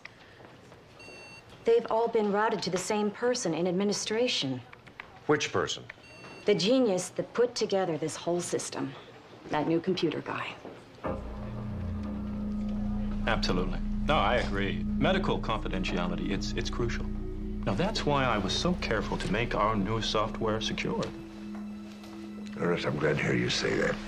Because someone with unlimited access to those patient files could wind up with a lot of control. I don't quite follow you. Well, think about it. Terminal patients, for instance, you know, they're usually desperate. Insurance benefits running out, life savings spent. Think how easy it would be for someone to coerce them. You, for instance. Only questions now are, why'd you do it, and for whom? Well, what other why is there, Lieutenant? Money. And as far as the whom, very grammatical, Lieutenant, not until I get a deal from the DA. Let me guess. No first-degree murder, no death penalty. And no maximum security, no Pelican Bay. You make me happy, I'll give you what you want. The names of the people who actually paid for those murders. Well, they are the ones that bear the ultimate responsibility, right? You really think we can't put that together ourselves in a few days? What if I told you you don't have a few days? There's another murder in the works. In about 2 hours. And you're just willing to sit here and let it happen? Well, it won't be on my conscience. I don't have one. How about you, Doctor?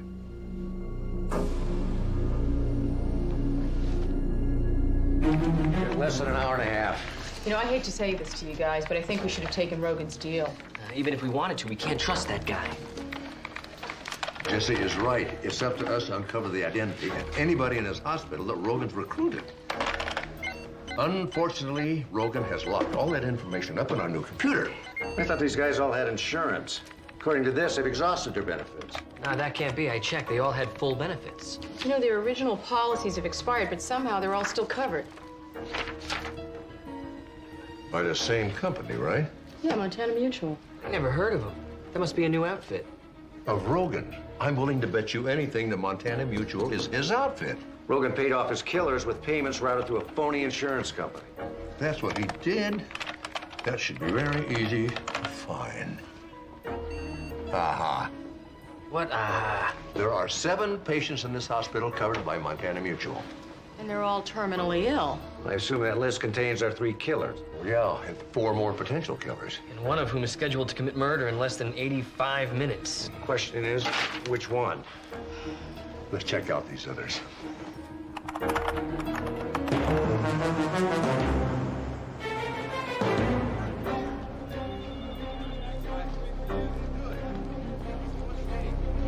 Well, very good, Lieutenant. I see you found one of my clients.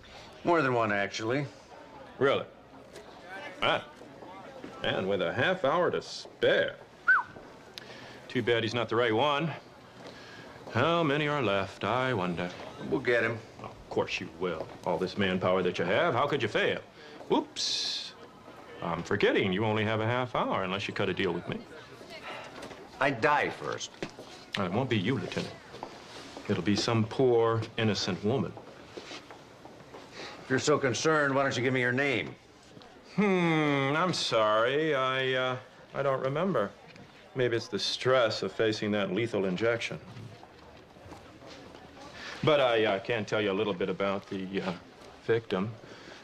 She's a hard worker. She's a devoted mother. She's a regular churchgoer. I think you'd like her. Well, maybe you could introduce us. What a pity that her husband finds her so dull in the bedroom. I honestly think that that's the only reason he found a new woman. One that he would kill to be with. Only he's not the one that's going to be doing the killing. Yes. But I think it will weigh heavily on his conscience. You know, alimony, it's a terrible burden, but guilt, that's far worse, don't you think? Well, I'm not the one that's got something to feel guilty about. don't you? When they peel that poor woman off the wheels of that bus, won't you feel just a little tinge knowing you could have saved her life, huh? Oh, we'll get your killer. It's a big city, Lieutenant. I mean, even if I told you my client was going to commit his murder somewhere on Ventura Boulevard, how long do you think it would take you to find him? Is that where it's going to happen? Ventura Boulevard? I don't know, Sunset, or Santa Monica, or Western, or maybe not even a bus. I mean, the stress is just killing my memory. Deal, Lieutenant. You have 25 minutes. And I'm not going to waste any more of it on you. Get him out of here. Wait a minute. This is not a smart thing to do, Lieutenant. I am your only hope. Let's go. Sure hope you're wrong. Dad? Steve, how'd you do? So far, we've picked up 2 of them. Well, I can rule out another one for you. Mr. Haywood's in ICU in a coma. Well, that still leaves one possible killer. Troy Griffin. His whereabouts, unfortunately, are still unknown.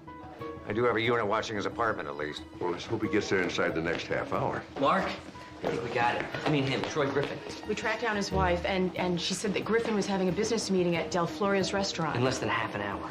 Get that, Steve? I'm on my way.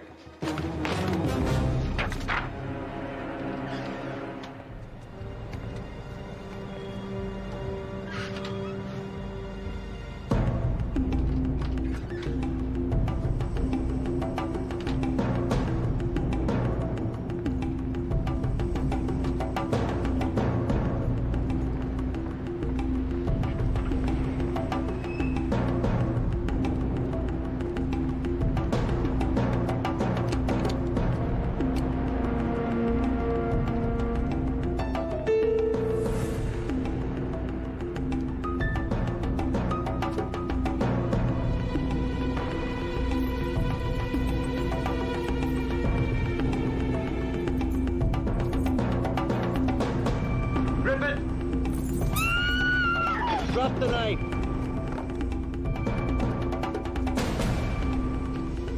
You don't really want to do this, do you, Griffin?